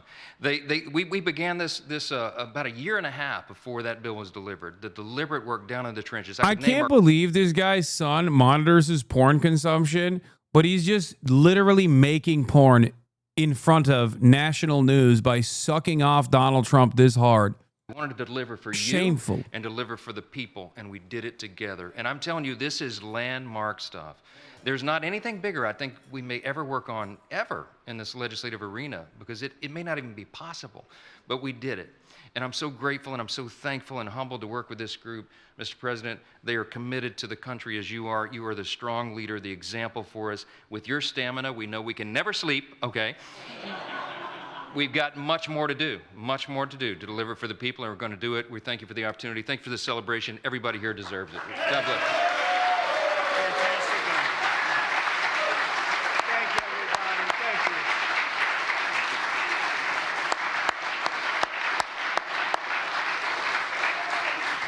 Thank you, everybody. Thank you.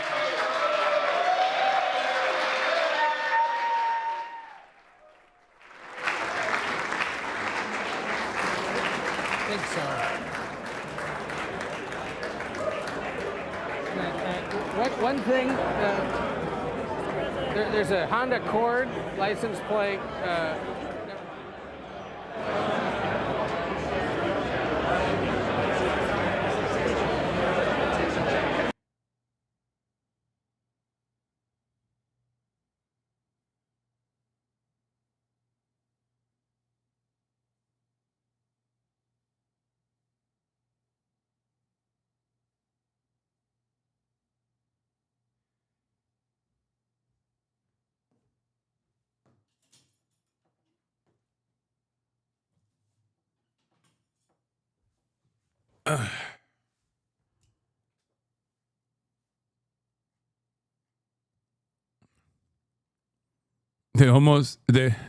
They televised someone's license plate.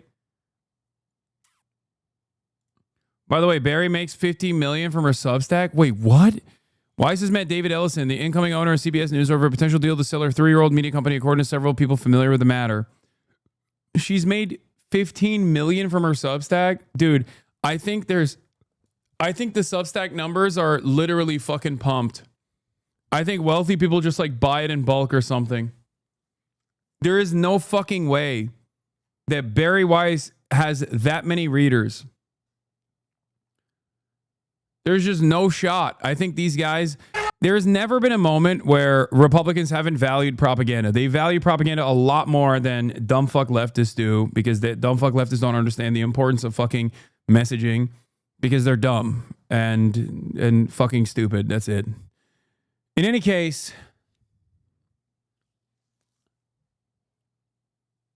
I think you can give Substack subscriptions. You can with Patreon. Yeah, I suspect that there's something going on there. I just think that I think that there's like something nefarious afoot.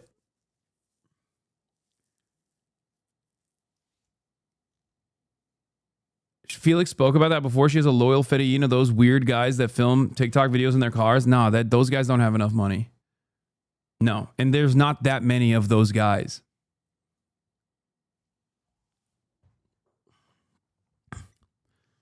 Like, there is, listen, there's an asterisk next to a lot of the New York Times bestsellers. That asterisk implies that people bought it in bulk. Okay, they had to add that in because Republicans would constantly get themselves to the top of the New York Times bestseller list, and in order to get there, they would just purchase or not the asterisk, the dagger. Okay, they would do that because they would just like go in and purchase a lot of these books in bulk, instead of just like people organically going and purchasing these books on release. Okay? Campaigns mass purchase books as well. So I think that Barry Weiss probably also has a similar thing going for her Substack. And if she follows me, of course she follows me. She is an agent of the Israeli state, okay, through and through. Like, I remember, I think Jank had a conversation with her at some event that they were speaking at, or debating against one another, and she was shocked to find out that I was his nephew. Plenty of people who are a part of the Hasbro machine follow me. They follow my every move.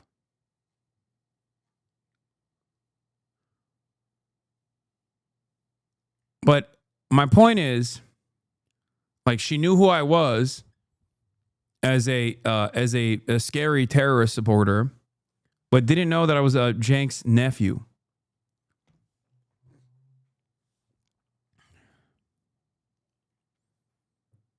As in, she knew who I was independently of Jank, despite the fact that people in that side of the media will usually know Jank before they know me.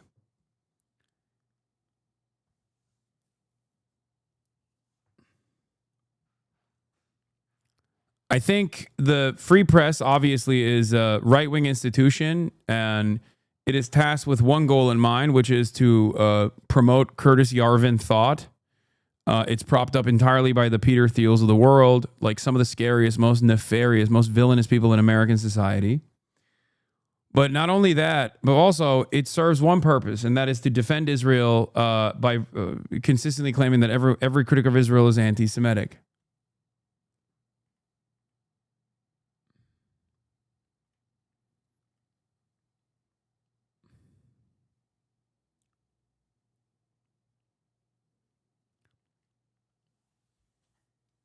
So I think that's the only reason why she's getting this promotion from CBS News, who's saving her fucking dying enterprise that has no organic movement or organic growth. Barry Weiss is looking for a $200 and $250 million for a publication of the Free Press and a potential sale of like, I will say this freely and openly, okay? I have more of a much larger organic following than Barry Weiss does. And I am nowhere near worth this number. You understand? The only reason why she is going to get that number is because CBS wants restructuring. They want to become more openly right-wing, and they think they will get there by hiring Barry Weiss. That's it. I think it's a abdication of journalistic responsibility that we have not seen this body doodle. Okay? I can't be the only one who wants to see the fucking pussy hair. Donald Trump's signature written like it's pubic hair. I need to see it. I have to see it. Because now that I've seen more doodles of Donald Trump, who is a big ass doodler, like I had no idea he was a doodler, okay? I thought he was a diddler. He's diddled a lot, quite a bit, okay? He is a court-sanctioned diddler, like, but I did not know he was a doodler. So now that he is both diddling and doodling, I need to fucking see the doodles. I've seen the diddles. I need to see the doodles.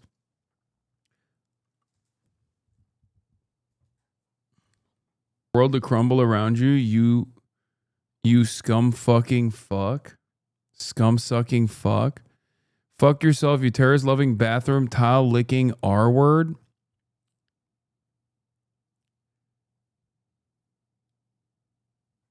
This guy's gotta be like, this is at least a 37-year-old. Okay? This is a 37-year-old, most likely to fucking do a rage bait video, front facing camera, skin tight Oakleys, seatbelt unbuckled, driving on the freeway, angrily ranting.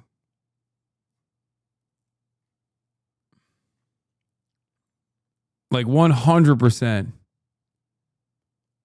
Failed out of basic, but could have been something. Holy fuck. R word, lol. Holy fuck, you're pathetic as shit. You have a terrorist on stream, but you criticize others for having another world leader. I'd actually love to race you. Oh my God, he's confirming. He is confirming. He's 33. Oh, you found him? God damn, that's fucking fast. Jesus Christ. You found his PC build? How do you even find this motherfucker's PC build? Okay, I said 37. He's 33. So we're the same age. I'd actually love to race you. World leader. You have a terrorist on stream. Benjamin Netanyahu is currently the biggest terrorist on the fucking planet, dumbass.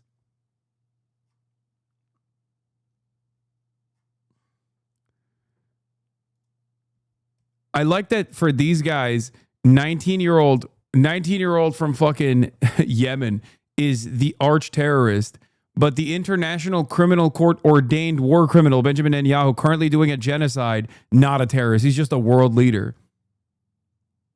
Like, that motherfucker is wanted by international organs of justice, okay?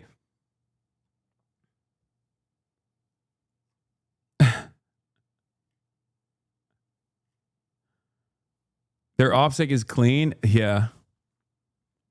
From his Twitch profile, chat rules, no racism, sexism, or discrimination of any kind, period. Cursing is allowed, as long as it's not aggressively targeted at another viewer, a mod, or myself. Let's all be cool to each other.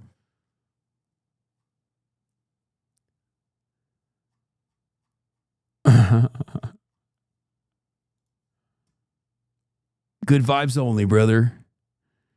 Israel is sketch for sure, but Iran ain't better, dude. Netanyahu sucks, yeah, but so does Hamas and the Houthis. Yo, he sucks. Hamas legit steals aid and you blame Israel. First of all, why do you think Netanyahu sucks then? Because that's a lie that Netanyahu just says without any evidence whatsoever. There literally is not true. And yet you still believe him. So maybe you have also come to the recognition that you can't defend Netanyahu, even though you tried to do it subtly here by just simply calling him a world leader. Okay? Oh, Hamas legit steals aid. Nope, not true. You blame Israel. Yes, I blame Israel for what it does, which is genocide. Okay? Yo, he sucks. Yo, he sucks, but Hamas is trash. Netanyahu sucks. Yeah, so does Hamas and the Houthis. No, Netanyahu sucks. Okay? And anyone that resists against Israel's genocide is in the right. It's that simple. No matter how fucking brown or how Muslim they are, they're still in the right. And I think you are slowly but surely coming to that recognition too, which is why you have to at least like admit that Netanyahu sucks now, so you don't look like the biggest Israel dick rider in oblivion. You can't even get yourself to like openly defend, even though you have Israel's dick in your mouth currently. Like cough it out first. Netanyahu sucks, but also, you know who else sucks? The people who are trying to stop the genocide. He's just sketch, dude. Israel's just sketch. But sure, but Iran ain't better, dude.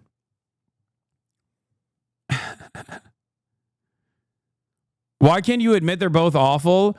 Because I'm not a fucking moron. Seriously? You do know the Iranian government is directly responsible for Hamas. I don't think you understand, okay? There is literally no moral playing field where Israel and Hamas are operating on the same even playing field, okay? These are worlds apart from one another, okay? Israel is 1,000,000 times worse than Hamas ever could be theoretically in the future, potentially if they had arms, okay? They're not on the same planet. That's it. It's not even a question. One side is doing a genocide. The other side is actively smoking the fucking Nazi rapist soldiers that are conducting this genocide. I'm not going to fucking spend a lot of time shitting on the people that are actually defending their goddamn homes, despite the fact that they are they're being brutalized and slaughtered by the hundreds every fucking day. Okay? You, on the other hand, are a pussy. You fantasize about defending your home, defending your family, but you see a bunch of brown dudes doing that against Israel, okay? And you go, oh, well, they're bad for doing so. Suck my dick. What would you do in that situation?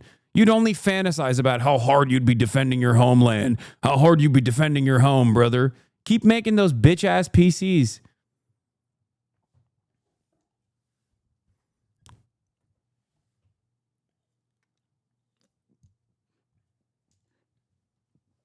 Come on now. Come on now.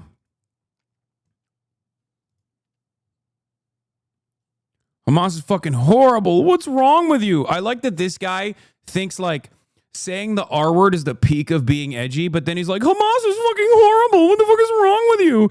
How do you believe this shit? Everything you can say can be Googled and prove you wrong instantly. Okay. Prove me wrong instantly. Prove me wrong. Israel is a far greater evil on this planet than Hamas ever could be. Prove me wrong. Israel has done so much worse than Hamas did on October 7. Israel has done hundreds of October 7s to the Palestinian population since October 7.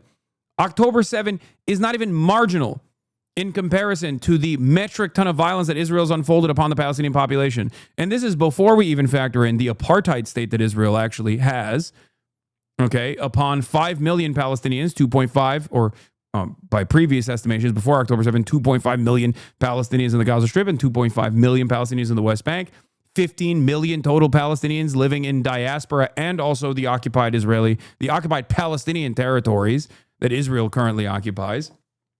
Okay? You can't on the one hand be like, I say the R word, I'm so fucking edgy and cool, you're too afraid of saying the R word, and then also simultaneously cry in the chat because I'm literally just saying the truth. Okay?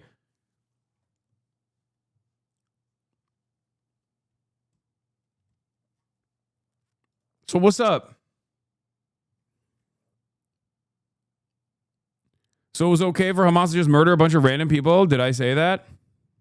Did I say that? Go suck some Hamas cock. Okay, well, keep sucking Israeli cock then. Oh, I don't know. Like, what do you mean?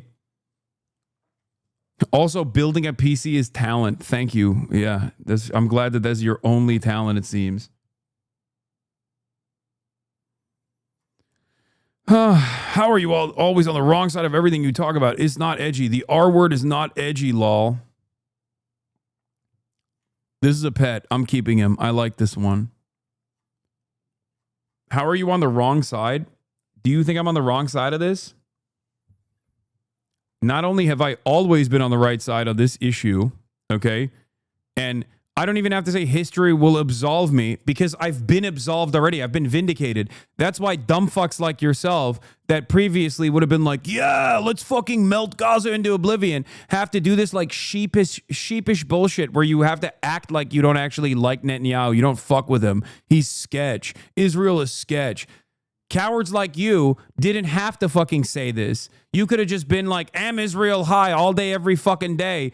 Until you also, despite how fucking dense you are, realized that the overwhelming majority of the public is not on your side, but as a matter of fact, on my side on this issue, on the side of the Palestinians on this issue. That's precisely the reason why pre-October 7, motherfuckers like you could have easily been like, hell yeah, Israel, I don't really understand the Jews, but Israel's fighting the good fight over there. That's what the type of shit that motherfuckers like you used to say. But now even you have to sheepishly admit that Israel's a little bit sketch, but its enemies, but Israel's enemies, those are so much worse. Please. Just put the PC in the bag, little bro.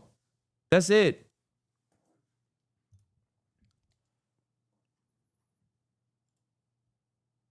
That's how you fucking know. That's how you know the situation has changed dramatically, okay? That's how you know. You're completely unhinged. You and Dan Clancy. I don't like Israel. How do you always get shit so wrong? I'm honored. You and Dan Clancy can both come over for a sleepover. You're completely unhinged. I really wish you would get peppered while you were being a moron at the riots. That would have been peak content. Oh, now you're like, oh, I hope the state does violence against you because I'm too much of a pussy myself. I can't go outside. But when you actually go outside and advocate for things you believe in, I hope the police pepper you. Well, I did. I got fucking tear gassed when I was at the protest. You missed it. It didn't do nothing to me. It didn't actually fucking take away from my convictions even one bit. See, now that's the difference between you and I. I have convictions.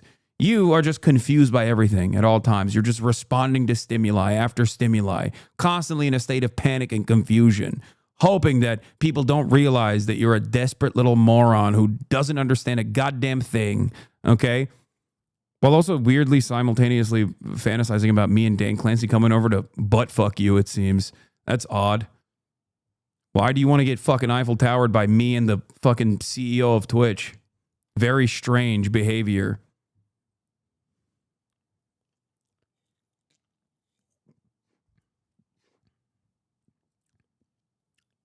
Moving on.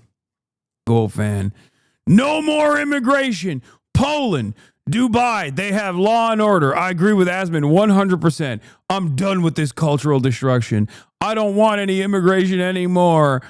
I don't want any here either. I'm with Baldy. I won't watch it. I'm no longer interested in the show. Why are there immigrants? Biggest, blackest dicks.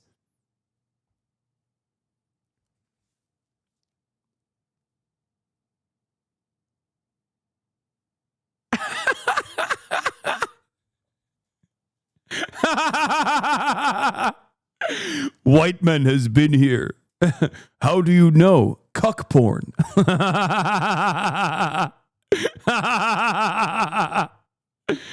Oh no. Hey, we know what happens to dudes who are constantly, BBC aside is real, dude. Watch out. Watch out, dude. You got to get BBC out of your mind, dude. We've seen how this played out on Twitter the other day, okay? Bringing up black penises out of nowhere. Oh my Lord. Oh my Lord, dude. Oh, Jesus Christ. You're laughing and my friend killed himself because of racism. My friend killed himself because of BBC. Not the British Broadcasting channel, for the record. The other BBC. My friend fucking killed himself because white people are literally being ethnic cleansed. And you sick fucking people can't comprehend that without going, haha, you're scared of porn. Ha ha ha, you're scared of BBC. British Broadcasting Corporation, sorry, not channel.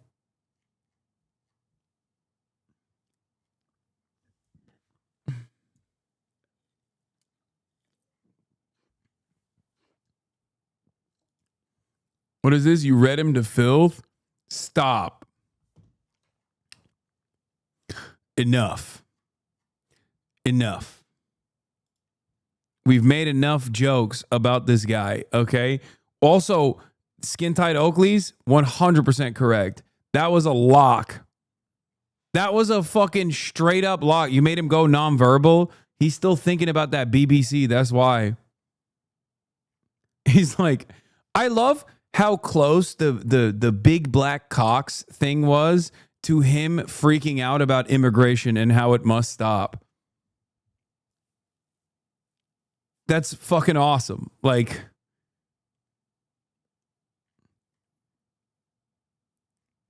amazing. This is why you make haters for life, Abby, Jesus.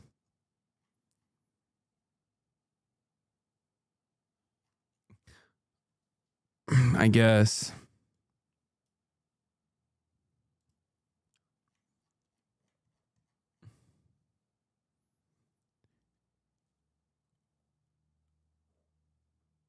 What is this? This is a different person, right? Yeah. This is not the same guy. Maybe he has a humiliation kink and he just made him get off, so now he has post-nut clarity. I think it's okay to sometimes make jokes about people who just come in here and their starting point is that I'm like a fucking terrorist, you know what I mean? this chat is low-key so toxic. Yeah, we are. We are, for sure.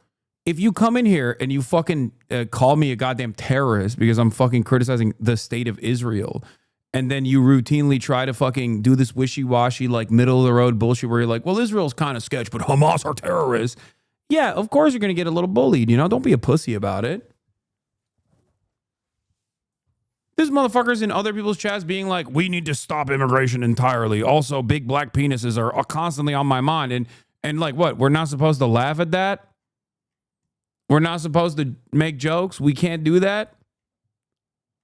Yeah, if someone comes in here to fucking bully and then they get a little bit of that in return, I think it's fair. There ain't no high road up in this bitch. This isn't a liberal community. It's so funny because, like, so much of the conservative grievances unironically revolves around, like, not getting respect from the left. Like, they literally want to be pieces of shit and then have people like myself go, oh my God, sir, you're so terrifying. You're so scary. Why do you say those things? I secretly think you're in the right, but I can't say it because I'm too afraid of my audience or some shit like that. You know what I mean? Like they want to be pieces of shit, and it's not enough that they get to be pieces of shit. It's not enough that they get fucking Donald Trump to be the president and you know, deliver on most of his campaign promises, maybe not the Epstein stuff, you know. And then, like, simultaneously, you can have motherfuckers be like, oh, you should die. I hope the police fucking shoot you. And then we turn around and we're like, you're a fucking loser who weirdly fetishizes black people for no fucking reason and is terrified of your own shadow. And people go, oh, why did you bully that guy? Motherfucker, he put that shit out there himself. There is no world... There is no reality where you can like walk into a diner and behave like this and not expect some retaliation. So why the fuck is that any different here? I treat you seriously like a human being. What is this fucking soy ass behavior?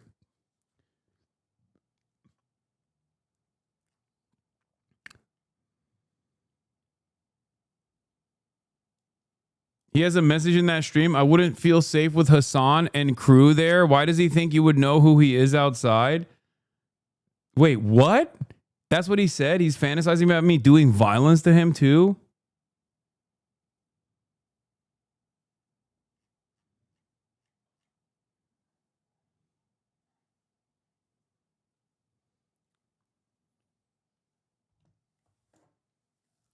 That's so weird.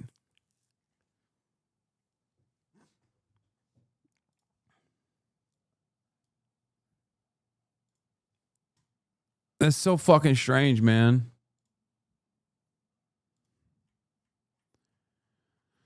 Bro,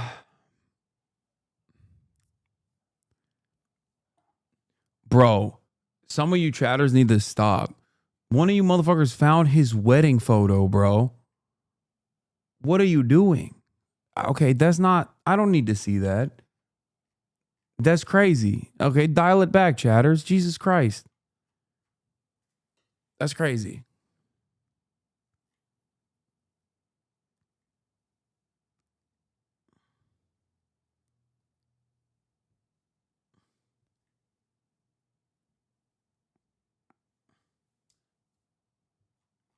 Anyway.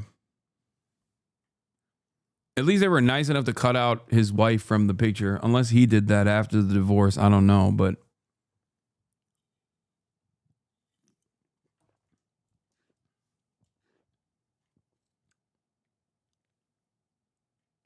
No, he actually straight up said it out loud. Look at this. This is so sad. Trump coaches Republicans to say Obama cheated on the election every time they're asked about Epstein. Oh, my Lord. He is so fucked, dude. Remember, don't let them forget. It's so important. Obama cheated on the election. Look, the camera just went off. Obama, the red light just went off. Can you believe these people, how bad they are? Obama cheated. When they give you all the nonsense, Obama cheated. And I thought he was talking about. Did we watch His this people already? cheated, but he was there. You ever hear this? They talk about, if they ever even mention it, they never mention his name. Just the opposite with me. But they only mention my name. They don't mention any of you guys. They don't mention Tom. They don't mention Steve. They don't mention our great speaker. They mention Trump all the time. I'd like to have them mention you. But remember this, Obama cheated on the election. And we have it cold. Wait, Obama cheated on the election, but you won. What election is he talking about? This motherfucker won the election that Obama could have cheated on. That was 2 elections ago. You won that election.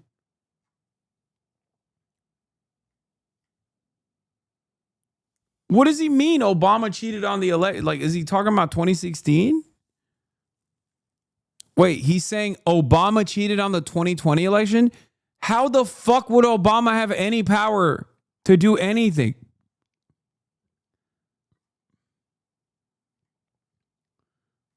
Why would it be Obama that's cheating on the 2020 election?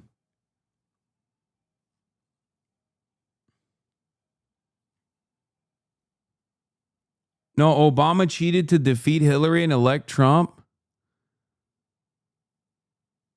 I think he means in 2016, right? Like, that's what he's got to be talking about. Unless he means like Obama cheated to win in 2008 or something. Like, or 2012? No, I don't think so. Hard, blue, and it's getting even more so because the stuff that's coming in is not even believable. So, and you should mention that every time they give you a question that's not appropriate. Just say, oh, by the way, Obama cheated on the election. You'll watch the camera turn off instantly.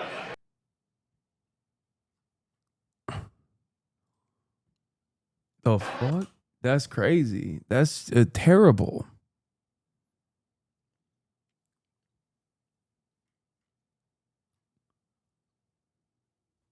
I mean, he won the election that Obama could have cheated on in 2016. So what does he know? How could Obama have cheated on the 2020 election? I don't understand that because he wasn't president at that point. And the last time Obama could have cheated, Trump won that election. So is the argument that like Obama cheated, but he still won? Like, that's how good he is? Is that what it is?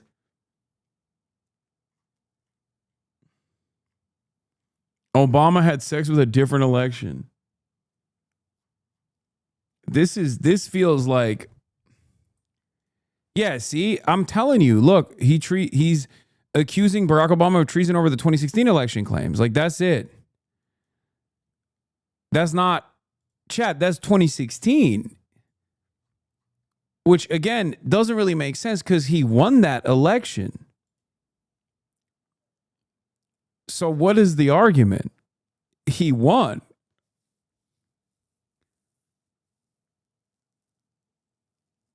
Like, let's say Barack Obama did not want Donald Trump to be president.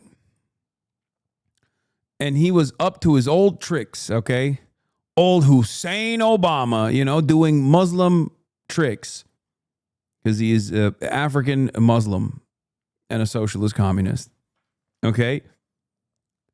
He still won the election. It was too big to rig, baby. Like, what are we talking about? So how could he have done anything in the 2020 election?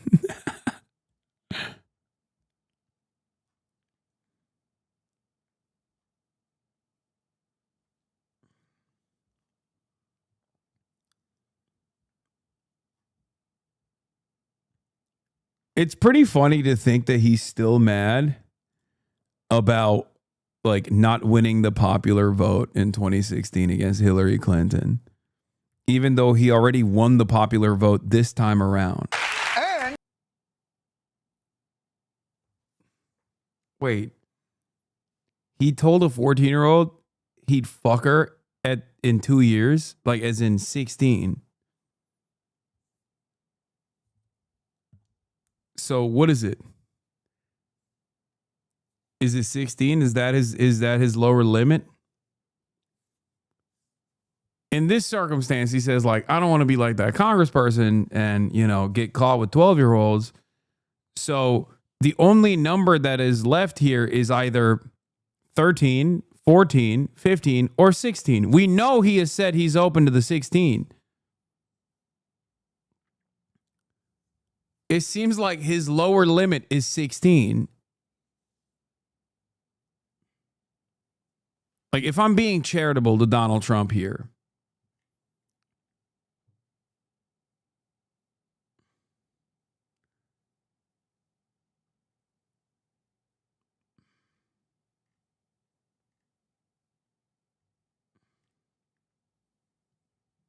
it was 2 14-year-olds.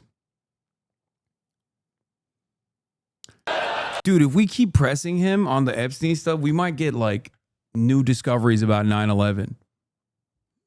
He's going to slowly work. He's going to slowly keep working his way up.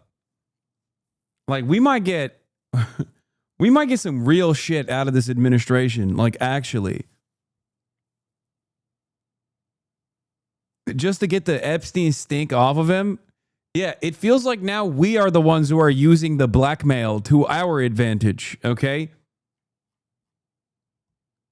Just like every day we're like, Mr. President, Medicare for all, and we forget, okay? Just saying, a little bit of Medicare for all, Mr. President, and we forget this Epstein thing. We let bygones be bygones, baby. I will forget so fast your head will spin, okay? Just saying. Just saying, dude. Imagine we use the Epstein blackmail that he's afraid of releasing to pressure him on shit like that. It's like, Mr. President, time to arrest some billionaires, okay? Time to put some billionaires in jail, okay? I'm just saying. Little student loan debt forgiveness sounds real good. Damn, I might have amnesia. All of a sudden, I've forgotten about what involvement? What was the guy's name? Famous New York financier?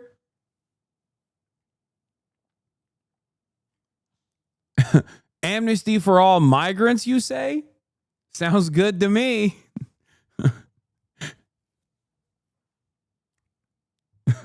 This kind of stuff is adding insult to injury because these guys did not have to cave. Okay.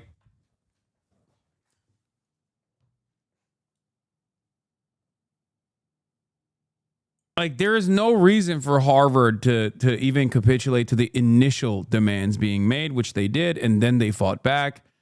There was no reason for Columbia to ever cave or capitulate to the Trump administration and just like tarnish whatever remained of their reputation. There's no reason for any of these law firms to do so. They were so fucking cowardly.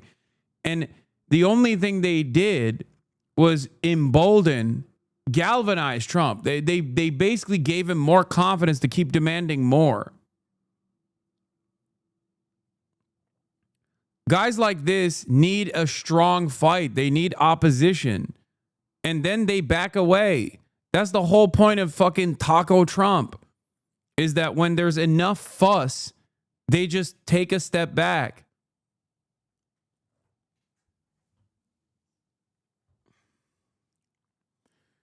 At least Paramount has a kind of selfish bullshit reason. Yeah, I mean, Paramount is disgusting for what they did because they want the fucking merger to go through. But even then,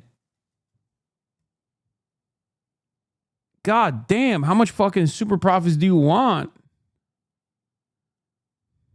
Colbert thing is actually interesting because on the one hand, I do think that he's washed and it was a disgrace what he turned into after years and years of dedicated good comedy on the Colbert Report. I would say so far as like that the Colbert Report from a comedic perspective was better than the Daily Show. And I say this as someone who was a major Daily Show fan when I was growing up. I've talked about Jon Stewart's influence on my development. I'm unashamed, okay? Despite the fact that I am not a liberal, I readily admit that, okay? Having said that, like Stephen Colbert became this mediocre mouthpiece for liberalism when he went on network television with The Late Show.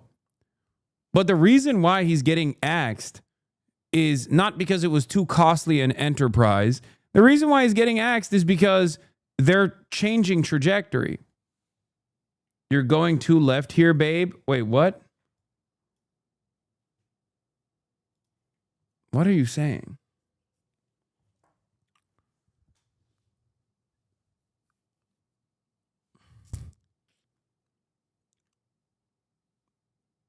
I don't know, man. His show was losing 40 mil a year. So much of television is like that, though. It's just...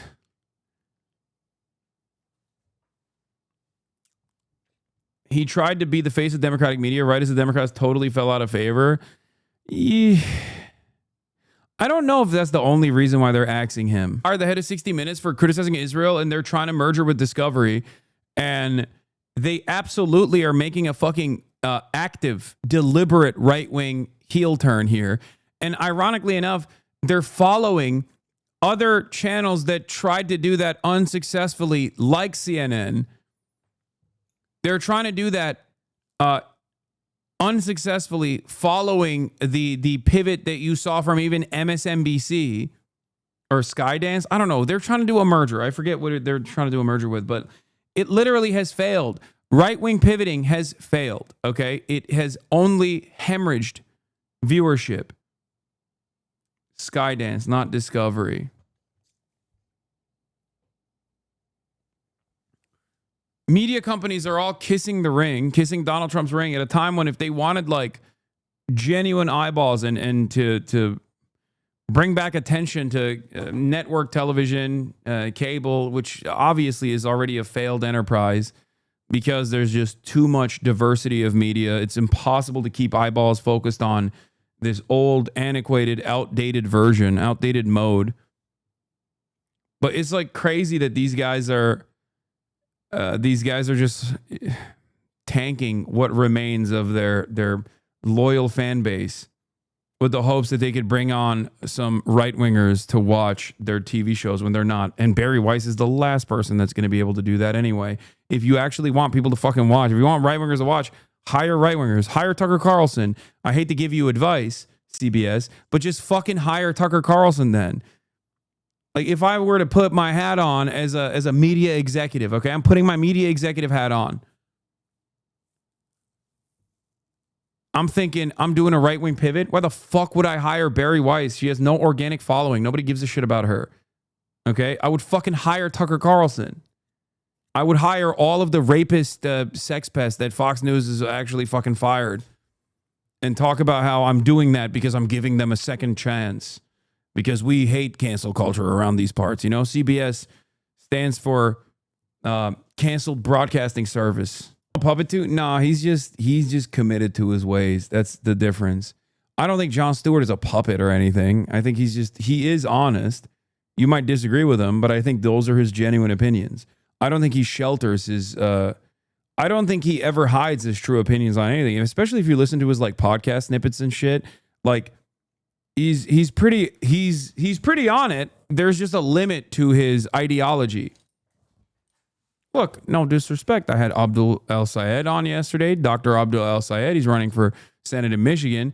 But there's a limitation to guys like this, okay? No matter how honest or earnest they are, there is a limit to their ideology, okay? That's why when I said it's capitalism, he said, no, it's corporatism. I'm sure many of you picked up on that, okay? And it's the same for someone like Jon Stewart. Like Jon Stewart will never take that next step. He just won't. It's never going to happen. Bernie Sanders is never not going to be a liberal Zionist. It is what it is. You know? That's it.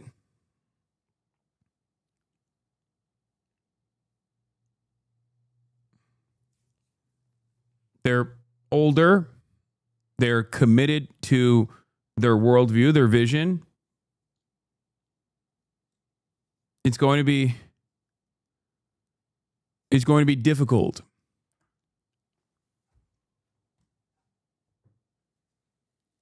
No, that's not true. He's very progressive. No, I know. He's a lot more progressive than he even lets on his show. I never said Jon Stewart is not progressive. He is. Jon Stewart also talks about Israel in very similar ways that I do on his podcast. He does not talk about Israel in very similar ways that I do on his show. To the extent that is like permissible, Jon Stewart has always been a major critic of Israel, but I think that's the only thing that he he maybe moderates his perspective on when he's on television as opposed to when he's on his own podcast, when he's on a longer extended format.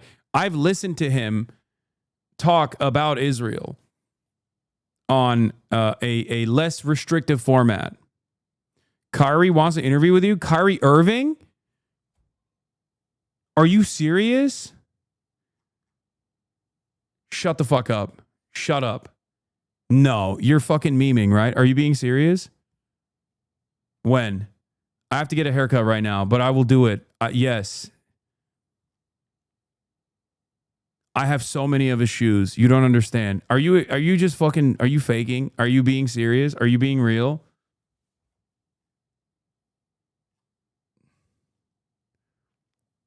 Stop. Chatter, answer me right now. Is this a bait?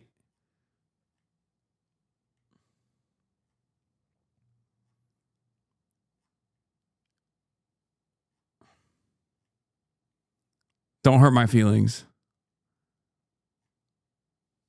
He wants to interview pro-Palestine people. Did he say he wants to interview me? Or did he say he just wants to interview pro-Palestine people and you thought, oh, I'll just go in and excite Hasanabi Piker for no reason?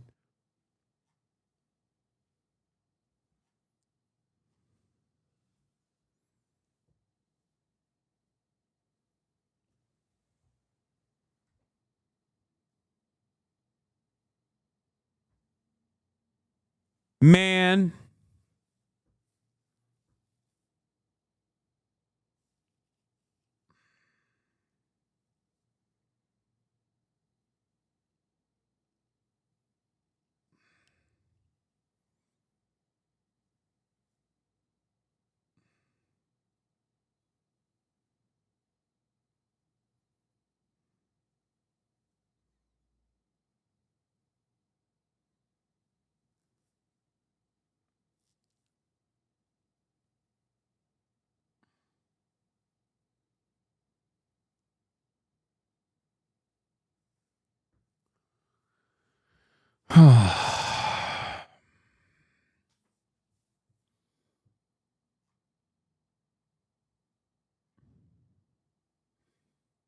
Yo, dog, LeBron wants to talk. Shut the fuck up. At least with Kyrie is like plausible. He's linked up with a lot of content creators that I know. And that's oh, Dua Lipa wants to link up. Okay, stop. Yo, President Xi is on the phone.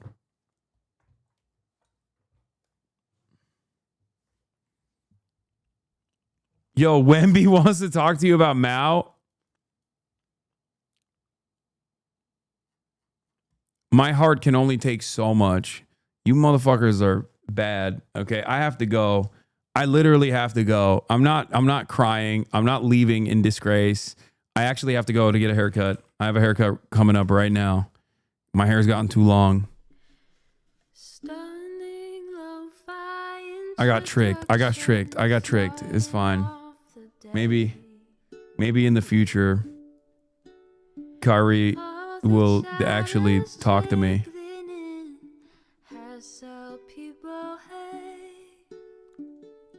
Anyway, love you guys. Free Palestine. See you tomorrow. Bye-bye.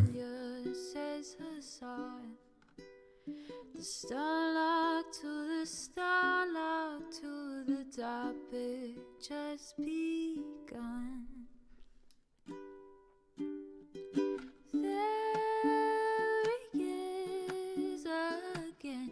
Hasan is streaming. Hasan is streaming. There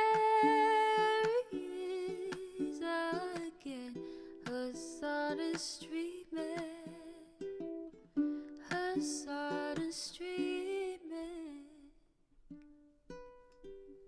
Reviewing the P.O. box, Uncle Uger's face. Sat in Discord at Chip Prop, great names take embrace. Tiny Bernie Sanders, LGBTQ Air Force. The whole left at your fingertips, Ane at your door.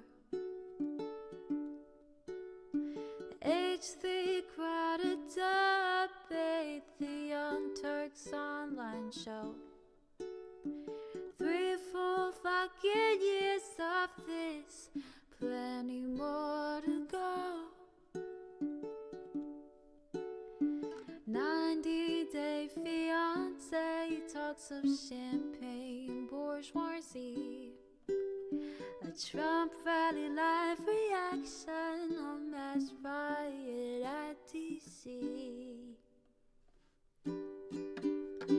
There he is again, Hasan is streaming. Hasan is streaming. There he is again, Hasan is streaming. Hasan is